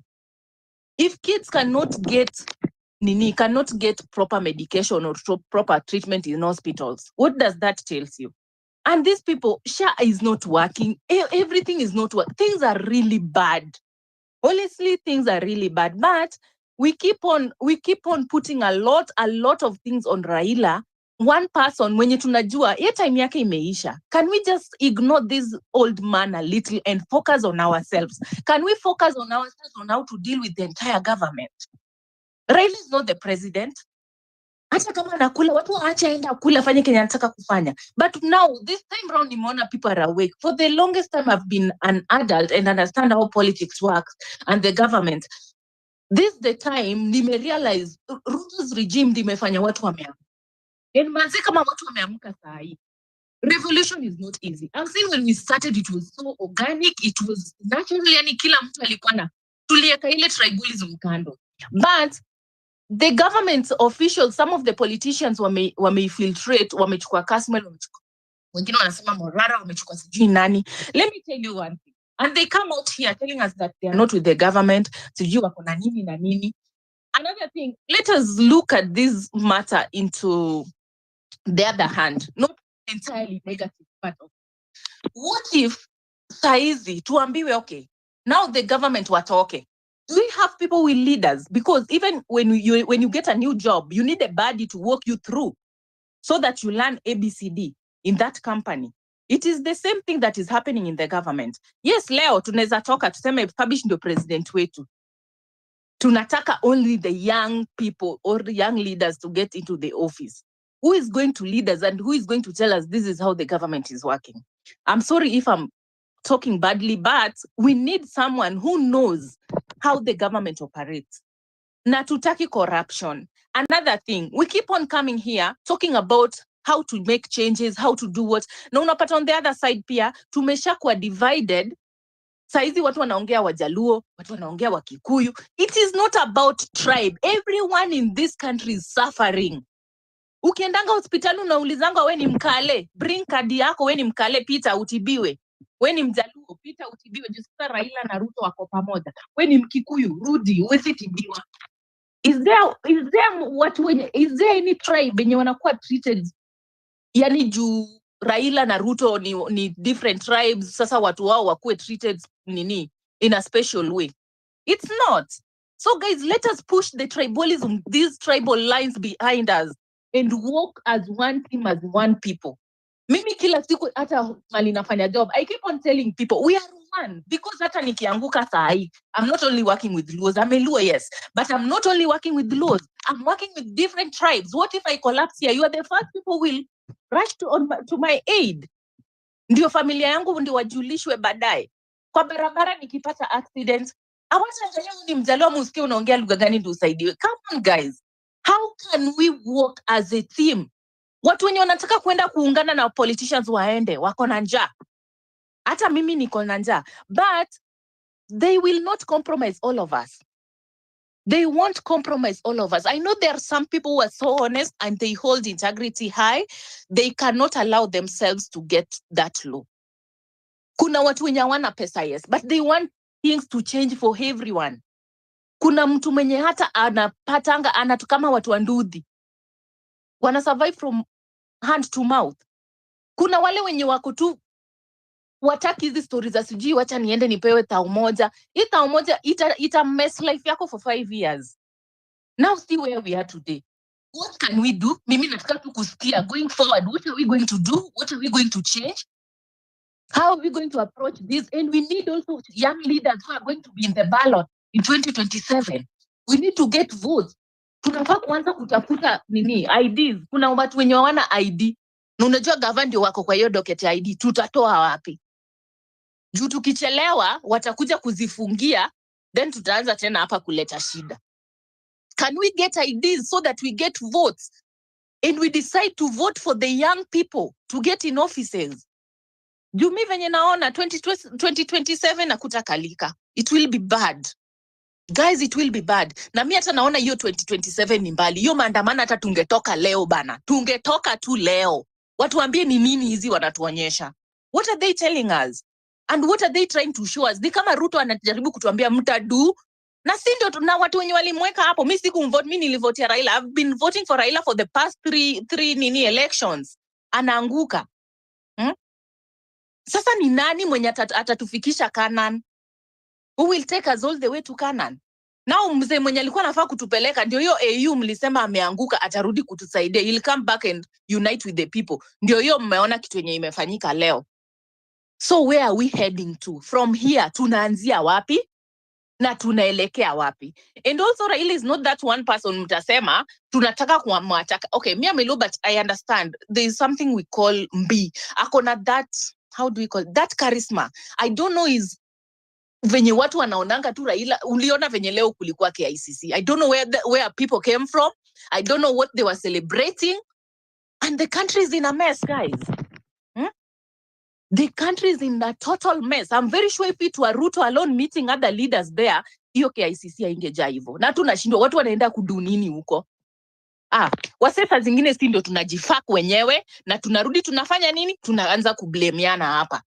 Can we wake up and can we find a way on how to attack this government? We have to come up with a new strategy. It is not all about maandamano Monday, Friday tumepumzika, Tuesday tunaotokelezea. Then watu wenye wanasema tutokelezee, mnapiga tu kelele hapa. Mimi nakumbuka hii ya mwisho yenye ilifanyika tukiwa na kina Mtata Tau. I went all the way to Central. We were almost 5 ladies, how many ladies among men. But hapa kwa space tunaongea watu watoke na mtoki. They cannot kill all of us. Sisi wenye tumetoka wacha tutoke tuuawe, watu wenye tutawacha, familia zetu, clans zetu watakuwa at least wako in a better place. But kupiga kelele hapa kwa space na kuongea kwa mavikundi huko nje hazitatusaidia. We need to join hands together and come out in large numbers. I think that's all I have for now. Me, I'm really mad by the way. Mi hata mkiniambia kesho ni maandamano nitatoka, hata sitaonekana kazini. Tutakutana mali tunakutana, hata kuna kumiptao. Sasa tunaanza kufunga mabarabara. All the highways we paralyze economy. Nunueni watu wanunue tu makabeji waweke kwa nyumba. Yes. Sunday tunakutana Roysambu kwanza. Kuna kanisa pale. Kabisa. Yes. Hiyo siku si wote tunaenda kanisa huko. Na mseme tu alafu watu wa Kasarani wajikute huko wako watu 50. Let us come out, guys. Yeah, tafadhali guys, Sunday ni Roysambu na ile kanisa itakuwa very special. Kama we ni Muindi, kama we ni atheist, kama we ni Muslim, that church is open for everyone. Tafadhali Roysambu wote tuweze kufika hiyo siku, manake itakuwa ni ibada maalum ya watu wote, si ya hiyo kanisa peke yake wala Wakristo peke yake. Kwa hivyo jana tulikuwa na space tukiongelea about attendance ya Roysambu, inaitwa Jesus Money Ministries. So Sunday kama jana ulikuwa jisikia, tujitokeze, usiende kanisa ile ingine yako, beba Biblia. I think tumewekewa maji, tumewekewa I think hata baka food 20 milioni nyingi, at least tutakuwa tumewekewa baka buffet. So tujitokeze kwa wingi. Kwanza Roysambu iko constituency yako captain? No, haiko kwa constituency yangu. It's a bit far. Remember Daure South iko sandwiched between Lang'ata. Lakini nevertheless tutajitokeza wengi sana hiyo siku. Tuende tuone, manake huyu ni pastor ambao tunafaa kuangalia, tujue amefanya nini zaidi ya mapasta wote, mpaka amefikia karibu kiwango ya po ati unapatiwa 20 acres tena shamba ya KDF. Unajua vile watu wagopa mali ya KDF. Yani wewe unajua mpaka kuvaa jacket ya KDF peke yake vile unatembea uoga tao. Alafu ati sasa huyu anachukua 20 acres ya KDF. Yaani ile mchezo iko hii Kenya. Ushawaona mtu ameshikwa tu amevaa ile jangoli ya KDF. Na tena ulinunua na pesa yako. Sasa hii umeenda umekata shamba yao. Hata si ati 50 by 100, 20 acres.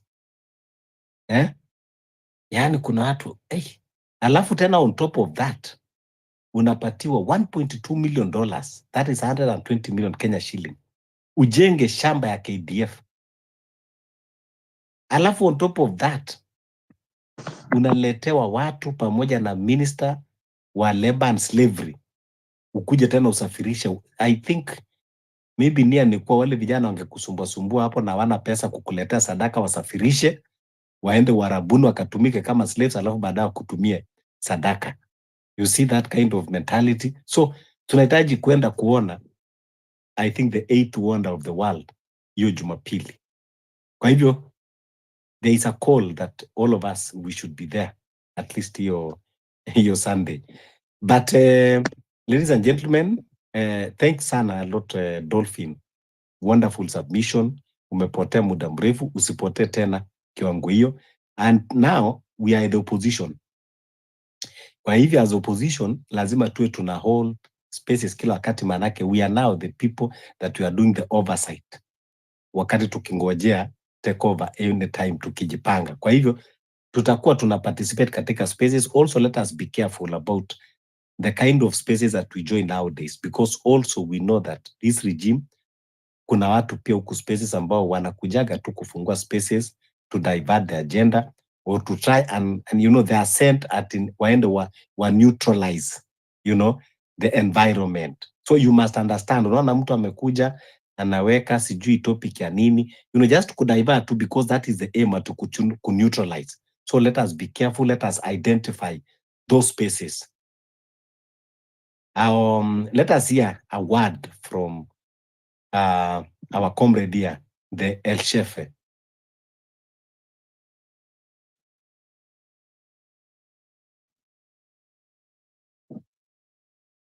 The El Shefe. Give us a word of saying. Yes, I'm word. here.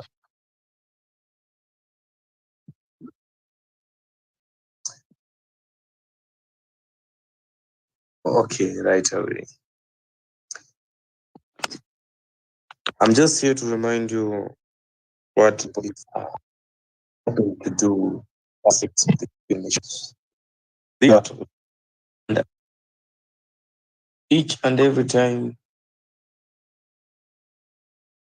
sindo tunajiweka kwa hiyo mtego. Check my six, Sergeant. Last time I checked, this wasn't a false alarm. Even though Alan wasn't available to look after me, I nearly lost my life as I exit a bullet through a stable in a bubble. I'm a living testimony. Chaos all over, no moment of the heat cooling down. We elected leaders with our own sincere heart, hoping italeta change, but wapi, leaders wetu wamekuwa porous kama rivers, going the flow of the system, not knowing that system imeoza ni venye tu nzi haziko area ku testify. My dreams were to test money, but ndoto zilishandwa na serikali. Ni kwamba we live in lies, being sold fear at affordable prices. Bei ya jioni, karibia customer. I'm a dreamer full of potential, driven by the power within, but ni venye tu wanasiasa wameka siasa mbele badala ya maslahi ya wananchi. Blindfolded by their own greediness, implementing policies that makes them fat and fat at their bellies bulging out. I'm a witness, hakuna politician ana kitambi, though barabara zimekuwa kama quarry mining sites. Sisi ndio tuko kwa ground hired for cheap labor. Hapo ndipo hakuna tofauti yako na kipofu, juu nyinyi wote ni beggars. The political class play games on us, beggars. Still sisi wananchi bega kwa bega tunawashangilia na 50 notes mkononi. What for? Kipofu haoni anachoomba, ilali sisi wengine tuko na macho, though tamaa inatupeleka utumwani. Take an example, Pumwani as a constituency, no consistency in development. Enyewe tulielect wanasiasa punguani. I'm not throwing stones to anyone, but this is the truth. The system has abducted our parents. The system has made our lives harder and harder. The system. Na sio ile system ya Kapungala juu wasanii with a massive crowd cannot drive this motion and bring Kenyans together. It's only for us. Wenye tuko chini, I'm talking about our system that governs us. The only goal that the system hasn't fulfilled is to kill our motive. This is a battle and we've got only one motive, one Kenya for all. I believe in change. We are unstoppable. We fight for our futures because Lives are bought. It's only a finger and a trigger. Polisi wamekuwa rampant, yet policies zao zasema utumishi kwa wote, killing mercilessly, abductions, all in the name of protecting the interest of the government yaitwa serikali. Politics is a dirty game, and the prophets of doom elected has their own of prophecies full of lies. Not knowing that the lives of citizens are at risk due to bad governance, the state economy falling, but Citizen and other TV station will never air. We are in the front line of the battlefield, and like flies we carry the prize. Enyewe hata nzi akiacha ujinga ataweza toa asali. Time flies and everyone has to wake up and recognize that though the system denies matters to do with accountability, our enemy has shown signs of tearing down, yet calling himself brave, not knowing they are digging graves for themselves. The cries of Kenyans won't go away without an outcome. The battle is still on, and until we find law and order, na sio order ya mayai street food ama restaurant, we round out for their names, those responsible, because hata hakuna chakula ya kuweka mdomoni.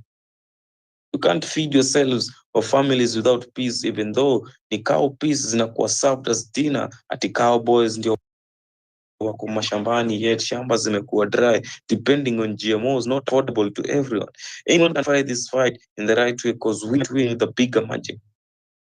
Before we get fucked by the government, let's retain our virginity to give birth to greater leaders with a sense of belonging. Regain your strength, take your shields, helmets, your flag, and a sword, because this is a battle. That was my submission for the day. Fabish, back to you. Thank you for that wonderful piece. Very, very wonderful talent and a powerful message back together. Usiwe unapotea sana Elchefe, but we need you now closer and closer, because the word must keep on spreading far and wide. So wacha tusikie from Otieno. Otieno. Yeah, Mr. Fabish. Yes. Watu yani wale wamenipotea muda mrefu. Otieno, you are one of them.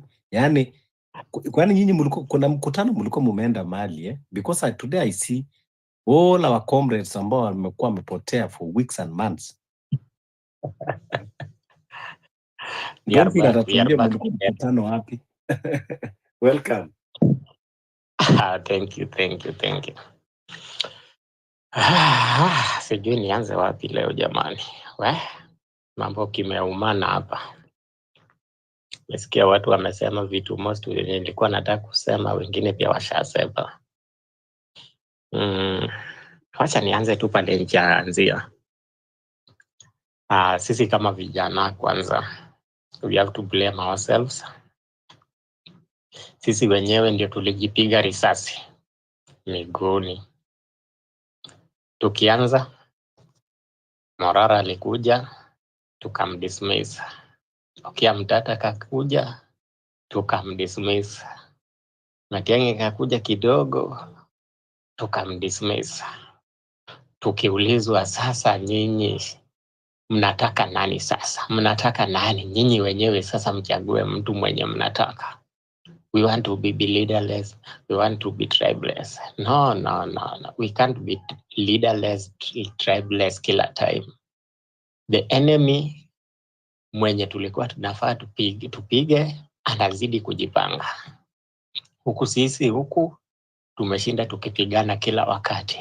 Asubuhi, mchana, usiku kucha tunazidi kupigana. Matusi, kutusiana, kupigana kila wakati. Tukiulizwa mnataka nini? Hatutaki. Tunataka nini? Hatutaki. Tulikuwa tumesahau 2027 iko karibu kufika, and the enemy is preparing himself. Na jihami vizuri. Je, sisi tunajihami? Hatujihami. Kazi yetu ni kutugawanya kila wakati. Tunagawanyana hapa, tunatusiana. Mr. Kinani, mnataka nani? Mkiwaambiwa sasa we kuja hapa basi utuelekeze. Hakuna mtu mwenye anataka kujitokeza kutuelekeze pia. na tumeshinda tukisema Kahongo, sijui muuaji, mtekaji, tunataka aende nyumbani. A 5-year one-term president, tumeshinda tukisema a one-term president, na hakuna mtu mwenye tuna support. Nyumba yetu atusafishi, nyumba yetu atuweki, atujiandae sisi wenyewe. Hatuna zana za kivita zenye tunaenda kupigana na adui. Adui tunaona anajihami, anajipanga vizuri, zana zake anaziunda yeye mwenyewe, tena anajipanga kabisa. Tumezidi kulialia kila wakati. Imebaki mwaka mmoja tu, jamaa anajipanga tena sana. Lakini saa hii hata tukiamshwa saa hii tuambiwe kiongozi wenu ni nani? Tuko na kiongozi? Hakuna. Kwa nini? Sisi wenyewe tulianza kupigana sisi wenyewe, tukakuwa maadui. Kila mtu ni adui ya mwenzake, kila mtu ni adui ya mwenzake. Shida ni nini? Shida ni nyinyi wenyewe. Sisi mavijana, sisi ndio shida, na hizi shida sisi ndio tunajiletea wenyewe. Angalia saa hii wazee ndio wanajipanga. Ukikuja huku washakuwa saa hii team Rigiji na team R-Square wanajipanga sana. Tukiangalia sisi kama majenzi vijana sasa tuko na nani? Tuko na nani sasa? Nani? Otieno.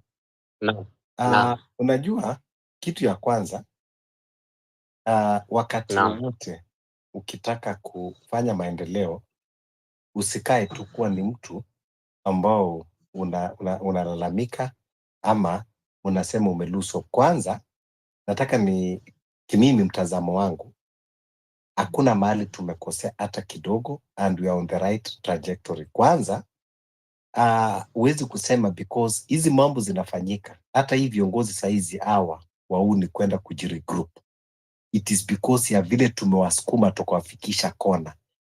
Ile kifua Kasongo alikuwa anajipiga, alikuja kuona kama, remember Kasongo tulikuwa tushamfikisha ICU, alikuwa tu kidogo daktari atoe pipe.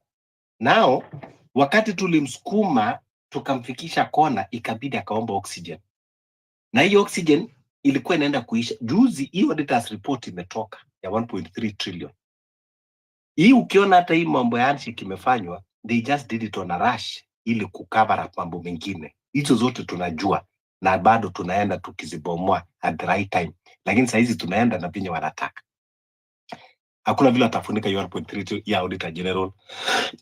So mambo ya kusema ati sijui, unajua katika safari it is very much okay. Sasa ukiangalia kwa mfano mali kina Kasamuel wako, mali kina Morara wako, kama tungesema tunafuata blindly, we might have end up in a wrong direction tukiwafuata traitors. So it is good that we were very conscious kuwa yes, in as much as we want change, but we are not that desperate and gullible that we can make another mistake.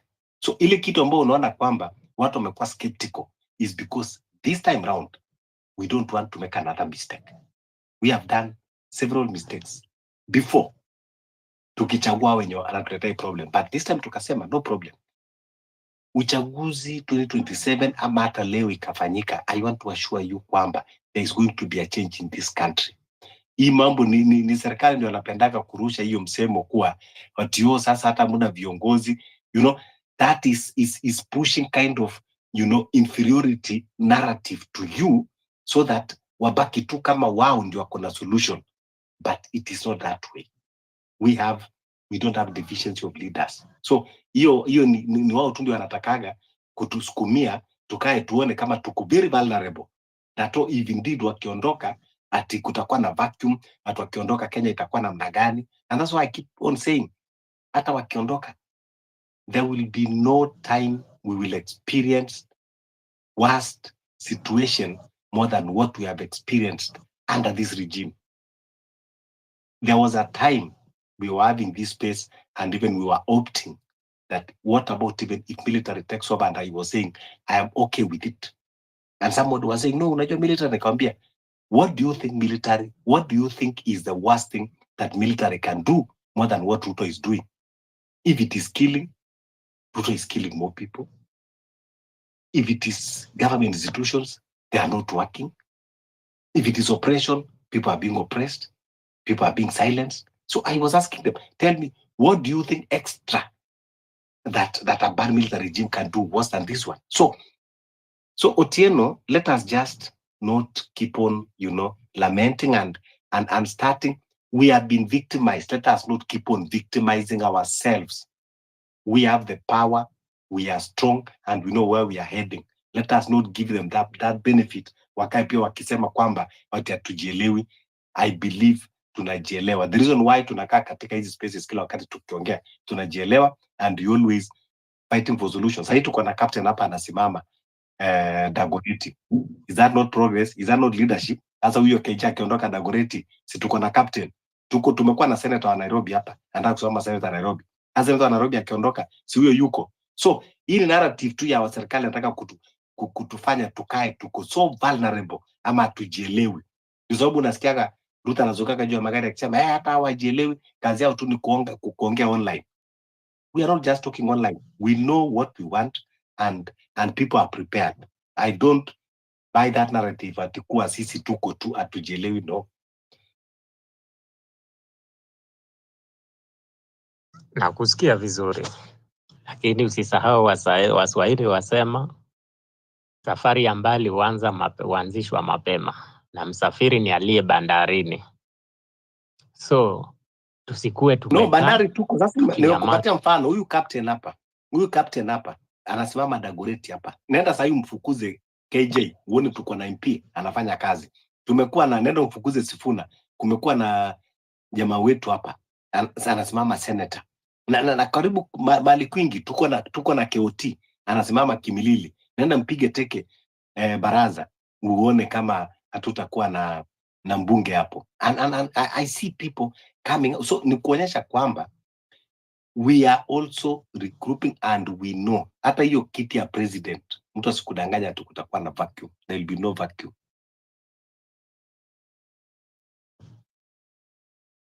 Nakusikia vizuri. Sasa tuchangie tu hapo Otieno, wewe ungesema tufanye hivi, wewe unataka kusimama mahali fulani, tusapotiane hivyo. Tuache tumekuwa victim, tuache pia kujivictimize wenyewe.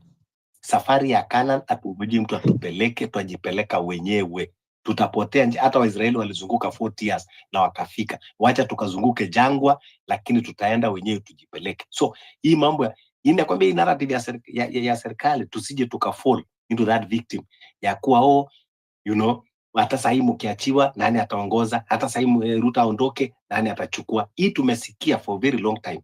Unaona wale watu wa online hawajielewi. Serikali walisema nini? Maendeleo haifanywi online, maendeleo inafanywa huko. Sijui nini haifanywi online, inchi haiendeshwi online, and yet bado ana complain about what we are doing online. Wasikia? Yet bado ana complain, bado anatuambia anatukujia. If inchi haiendeshwi online, kwa nini inakuwa ni subject kwao? Why are they discussing it?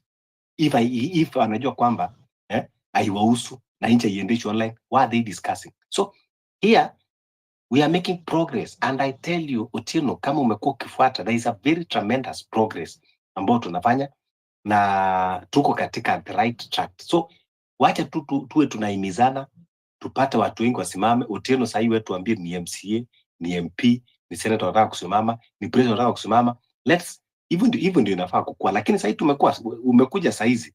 Before tumekuwa na presidential aspirant anaitwa Justus hapa, kijana mwenzetu, na nini itasema ati usimsupport? Si aje tutasema ajulikani. Sasa atajulikanaje kama tutakuja hapa tukisema ati unajua hatuna mtu? Ni tuseme kwamba tuko na mtu, tuko na kijana anaitwa Justus, tuko na Ruben Kigame, tuko na nani? Sema hata Otieno mimi nataka kusimama. Wale hao wanasimama wako na vichwa ngapi? Ama wako na nini extra? Yeah, so tuache mambo ya kila wakati kusema ati hatuna aje.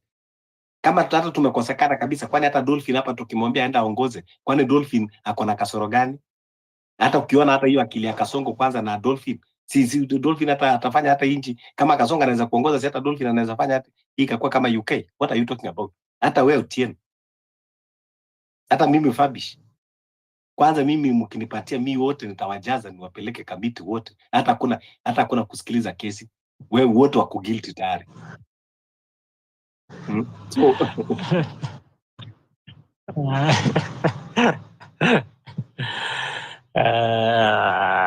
lakini wacha tuhimize vijana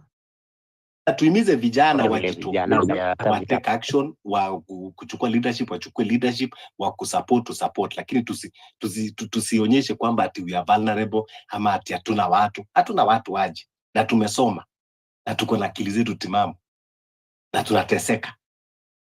Tuna everything ya kutumotivate tuchukue positions, alafu tunasema hatuna leaders. Surely Otieno. So mimi siamini kama ati usijua wakiondoka kwa na vacuum, hata waondoke leo and we can even challenge them, let them tell us, wacha wa resign leo tuone kama kutakuwa na vacuum even one day, na kama kutakuwa na vacuum tutawaambia siku moja ikikaa bila leadership, mkiondoka mrudi muje muturulu 100 years.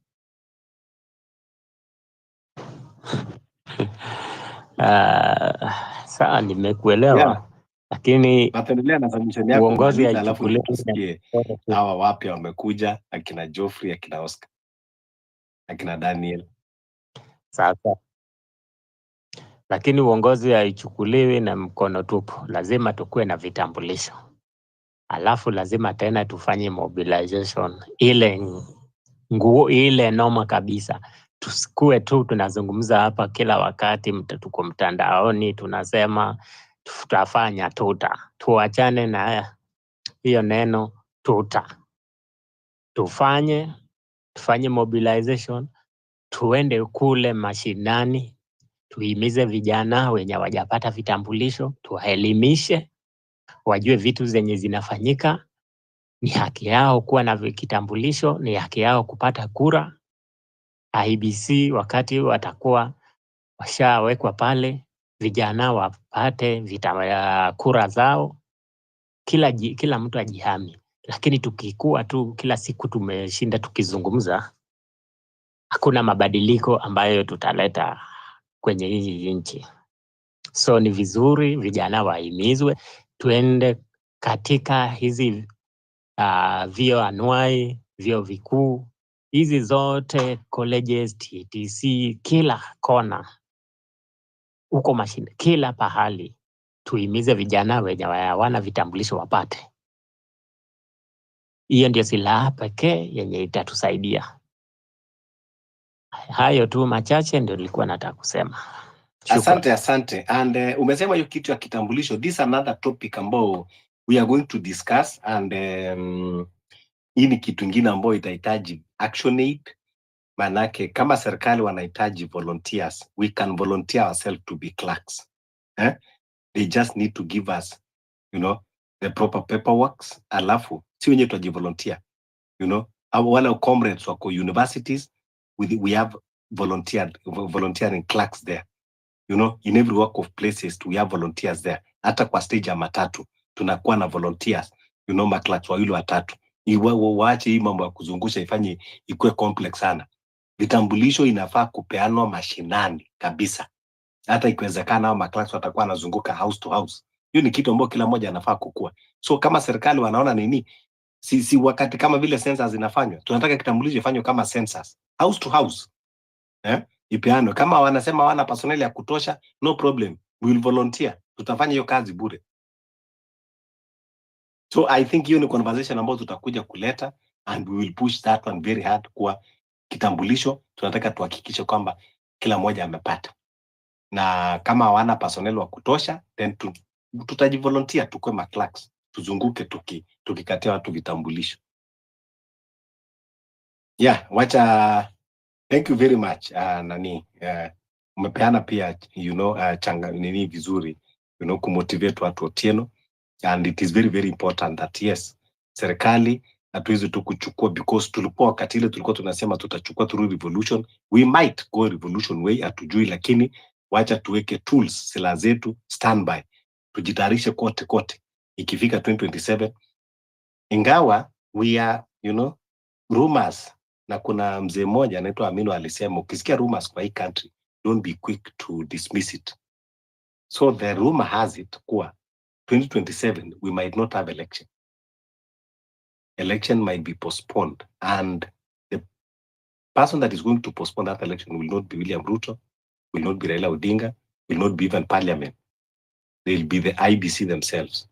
They'll be postponing that election. And if you are thinking that it is impossible, it is very possible. It happens before. We were to hold an election in 2012, but it was postponed to 2013.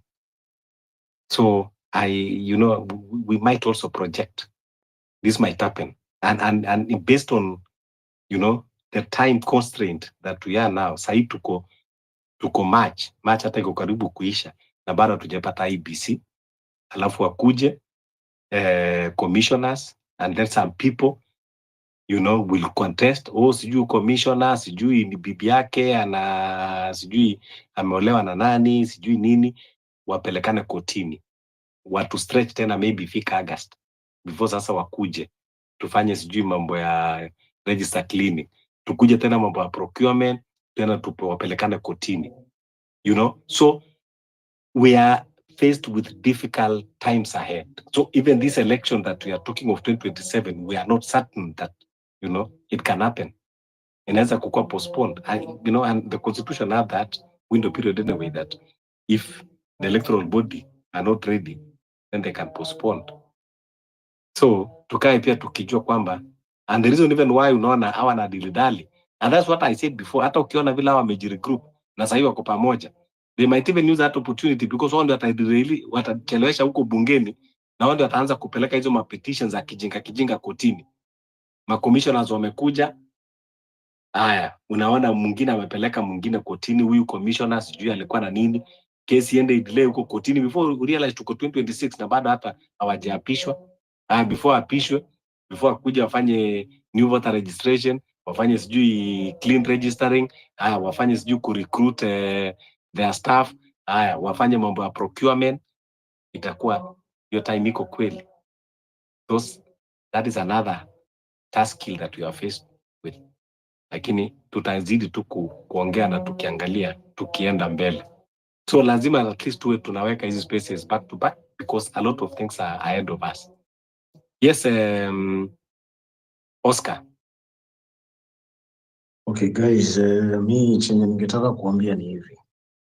You see, first of all, this issue about IBC is very critical. And it's not a coincidence. What you're talking about, Fabish, is by craft. These two individuals are the ones who are benefiting, and being that they've been in the political space for quite a while, and they're the ones, Kwanza Ruto was against this constitution, while Raila is the one who's predominantly known as the person who pushed for this constitution. So point tumefika as a country, and with the constitution in mind, hii story na IBC ndio inafaa kwenda kitu inatupatia more of even moto kushinda hata kujua ati ni nani atavai kukuwa president or anything. Because even though regardless kama for me, I'm hoping Maraga and Omtata can come in and make a team, and hiyo ndio team mimi naweza resonate nayo. But in the end of it all, IBC is the main factor. We know all our elections have always been rigged by IBC. You see, so if these people, mpaka ya leo, we are saying it is much. Mind you, if you look at the constitution, these guys were supposed to be in office 2 years prior to when the election is happening. I'm telling you, as we are speaking today, by default, we will not have an election in 2027. And what scares me the most is that the politicians who are already in the political space are not even bothered. After this Omtata that I'm fronting for, I am wondering, IBC is an issue that no one is really pressing for. Sisi hapa kwa Twitter ndio huwa tunaambiana history na IBC, but the politicians are not even discussing about it.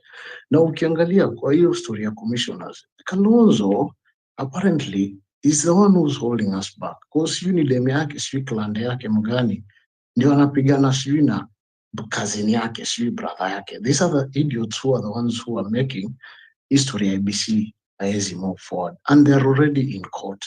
You see, so history ya IBC ndio inafaa kuwa inatupandisha pressure kushinda kitu yoyote, and history ya revolution pia. Revolution is the only way that we can manage to use to topple this government. The more we give them time, these guys know what they're doing. It is not a coincidence. Ukisikia akina Cherargei wakikwambia ati term limit inafaa ikuwe extended. Hizi vitu zote tumekuwa tukiambiwa, but we kept on assuming, thinking that it can't happen.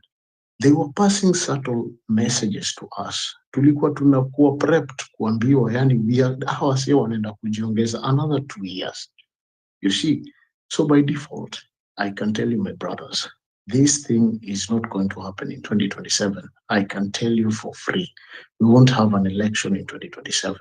And about the military taking over, it is very sad that our military cannot do anything because Ruto has puppets who are the ones who are in command, and you know how military operates. So akona watu wake pale juu, and that's why Ogola alitolewa comics, kwa sababu Ogola alikuwa anaonekana ni kama ni mtu haezi enda na agenda Ruto alikuwa anataka.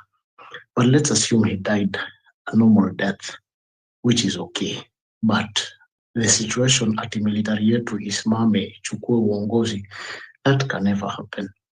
It will never happen. Mind you, say kama wanaweza kuwa taxed mpaka hata ile dishi walikuwa wanakula bure wameambiwa waanze kulipia, and there is no one amongst them who said anything. It shows you that this guy has control of the military.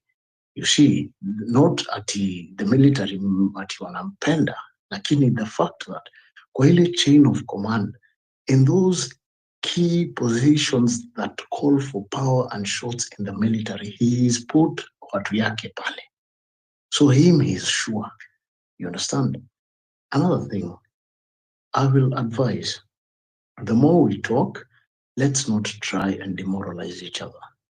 This is, assuming we have an election, this is going to be one of the most controversial elections because we don't have a favorite.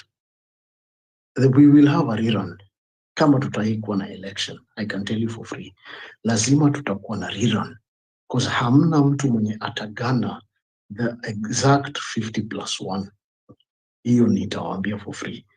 The votes are going to be very, very split across board, because I believe this time round unaenda kwa ballot ukijua agenda yenye wewe ndio unataka.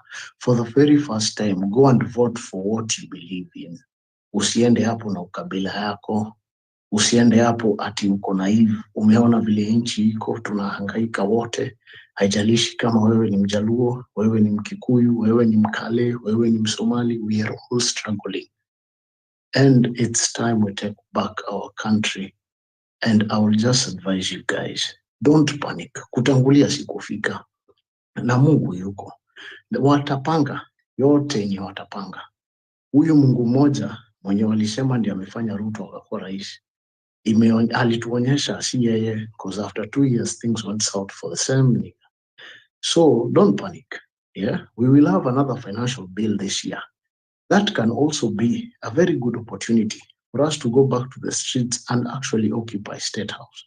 So we take it one step at a time. They might have won the battle, but I can tell you, my fellow citizens, we will win the war. The majority will have their way and they will listen, because we will be the majority and we will have the say. Thank you.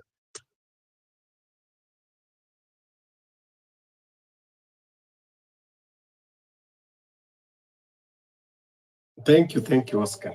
Yeah, we need to keep on, being objective, supportive to each other, and tusikufe moyo.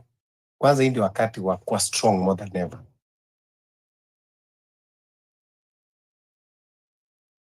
Yes, Kim.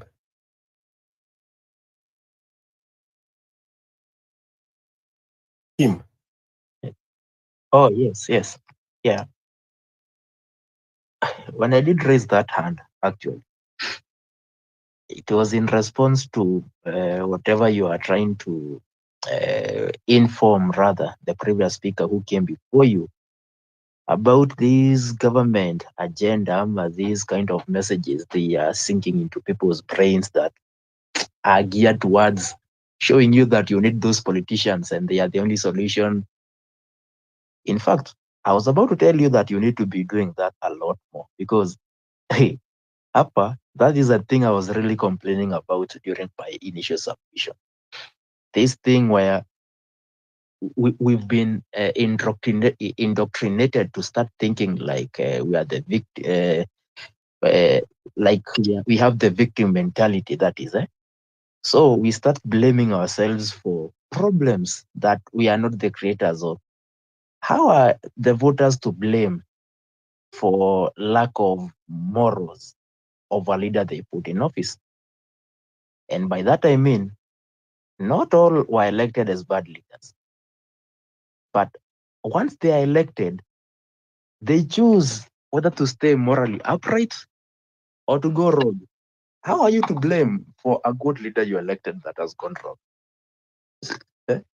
How are you to blame as a voter? So this thing of saying that hii mashida nisi tunijiletea, no, it is them. You'll be pointing fingers. Ni kiongozi huyu, ni Raila, ni Ruto, ni...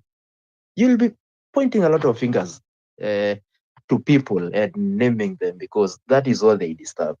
So hii mambo ya kujiblame hapa na pale, it is the coward's way out. Hii ni mambo tu ya kujidanganya and also showing you cannot really think for yourself. Power resides where men believe it to be.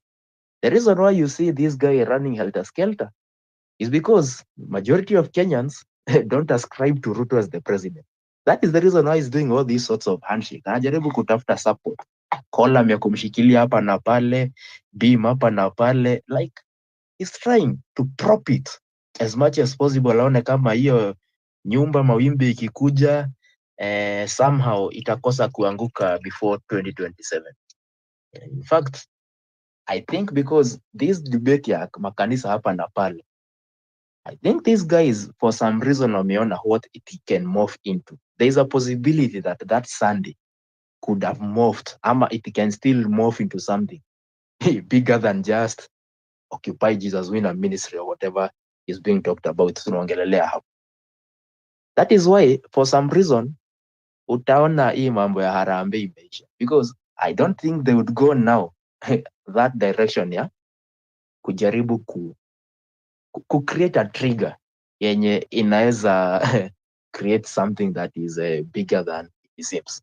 Also this thing ya kusema ati we need to get out of Twitter and out of the social spaces and go to the ground. Let me remind you, the reason why we are in these spaces is because it all started in these spaces. Ilianzia hapo. Were it not for these social platforms, the June the 25th would not have happened. The finance bill thingy would not have happened because, as you say, would have required a lot of time to mobilize. But we are a different generation. We are utilizing a very different platform. That is why we can really mobilize as quick as possible. That is why I tell these leaders who are aspiring that you playing their game will not make you win against them.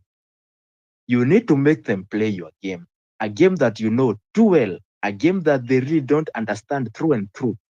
It is only then that you stand a chance. Because I kid you not, whoever will be the referee in those elections, they'll not be pro you, going by that, going by the fact that whatever system produces the referees is comprised of those old guards.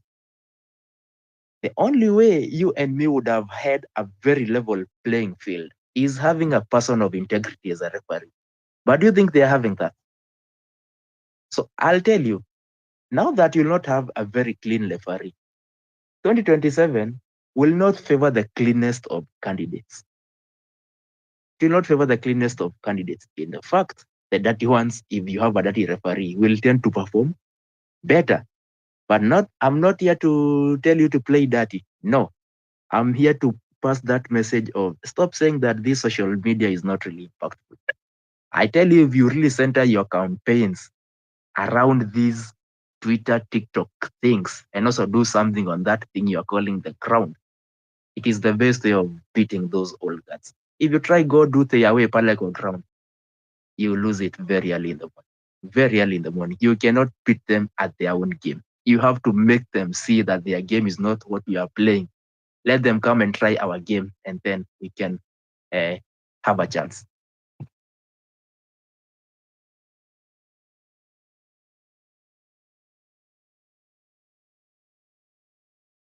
Back to you, Fabish. Yeah, definitely agree with you, Kim 001. Yeah, you have to change the tactics. Let's hear from, okay, yeah, the El Shefe. Yeah, I think I have like 3 or 4 points to put across. First of all, I love to acknowledge the submission that Dolphin gave out. I concur with Dolphin, and whatever she said, all the blame goes to the citizens of this nation. Why am I saying this? Just an example. If we call out for a protest tomorrow, how many people are going to come out? At the same time, if Ruto is going to have a public meeting, let's say Uhuru Park, how many people are going there? We have seen it over and over again. The political class have sweet tongues. Actually, they are the best. They have pocketed our parents. Sisi majenzi wa sahi, hakuna venye utambia mzazi that the president is doing a lot of jokery in our lives. There's no way we're gonna convince our forefathers and mothers that the system is rigged. Corruption is everywhere. No way.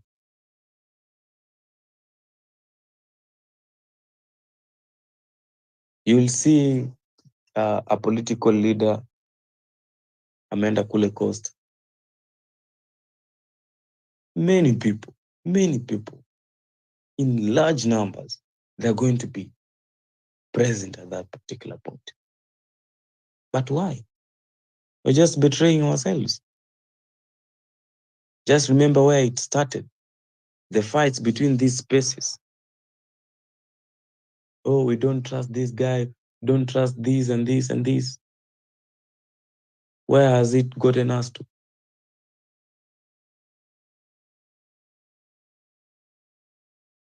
We'll keep on calling out that we are supposed to be united, but yet, kwa ground, ni sisi tu wenyewe ndo blame inakuja kwetu. Because how are you gonna call me that I am betraying the movement? They say the enemy of my enemy is my friend. We have seen it all. We don't alliance with the government. And there is someone whom we don't alliance with who still don't alliance with the government. What shall we do? Join hands. Let us keep our enmity between us citizens aside. Let us keep our differences aside. Mimi nimetoka kwa familia ya tajiri, ule msee mwingine ametoka kwa familia iko chini kiasi. Kuna huwa middle class. Let's put our differences aside. And let's focus on how to change our country to be a better. Each and every time, fights all over. who's gonna take the lead.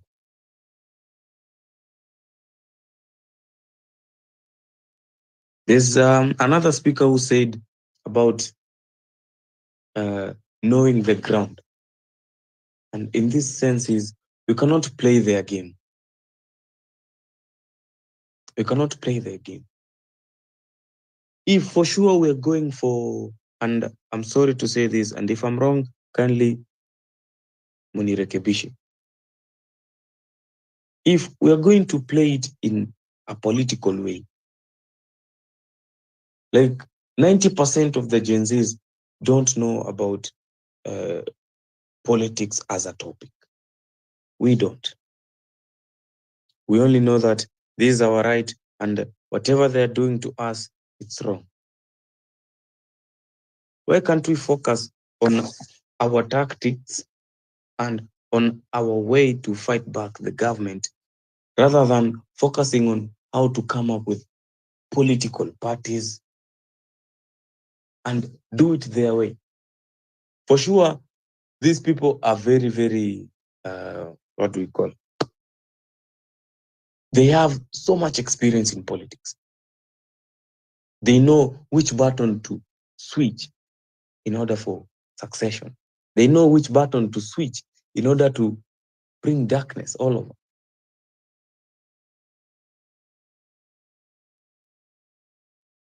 The blame is back to us as citizens. Leo, kuna wase walikuwa KICC, they were celebrating. What were they celebrating for? Kuna wase wamekuwa wakilipwa just to go in these gatherings, political gatherings, to do what there? Wewe unakubali uchukue 50 bob, and someone out there is fighting for a future, is fighting for 20 years to come, 10 years to come, 5 years to come. There are people who are fighting for only a day. For only a day. And that's why I keep on saying, magicians wanalipwa millions kuperform kwa ceremonies za wanasiasa, yet sisi wananchi ndio tunatumika kama minions kusherekea na kupiga shangwe with only lies and rice served on the menu. What is in for us? Wakati mali ya umma ishageuzwa kuwa mali ya kuuma, jameni. We are turned into prisoners in our own yard, finding it hard to condemn scrutiny among ourselves. Inachosha, haileti shangwe jo. Sisi ndo tuko kwa ground, hired for cheap labor. Hapo ndipo hakuna tofauti yako na kipofu juu nyinyi wote ni beggars. We have to bring back the energy of the freedom fighters who fought for this nation, who fought for Africa as a whole back in the colonial rule. They never cared about what I'm going to eat today. They cared about watoi wangu watakula nini kesho. My generation, what will they eat 10 years to come? Watakuwa wanatoa wapi food?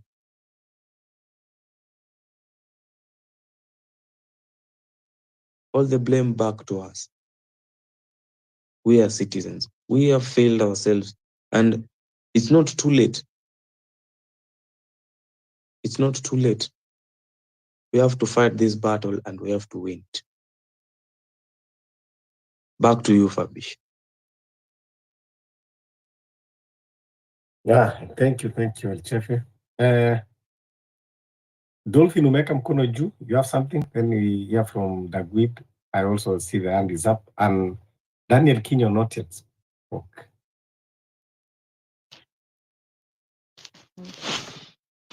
Yeah, I had the what? The Ellen or the L what?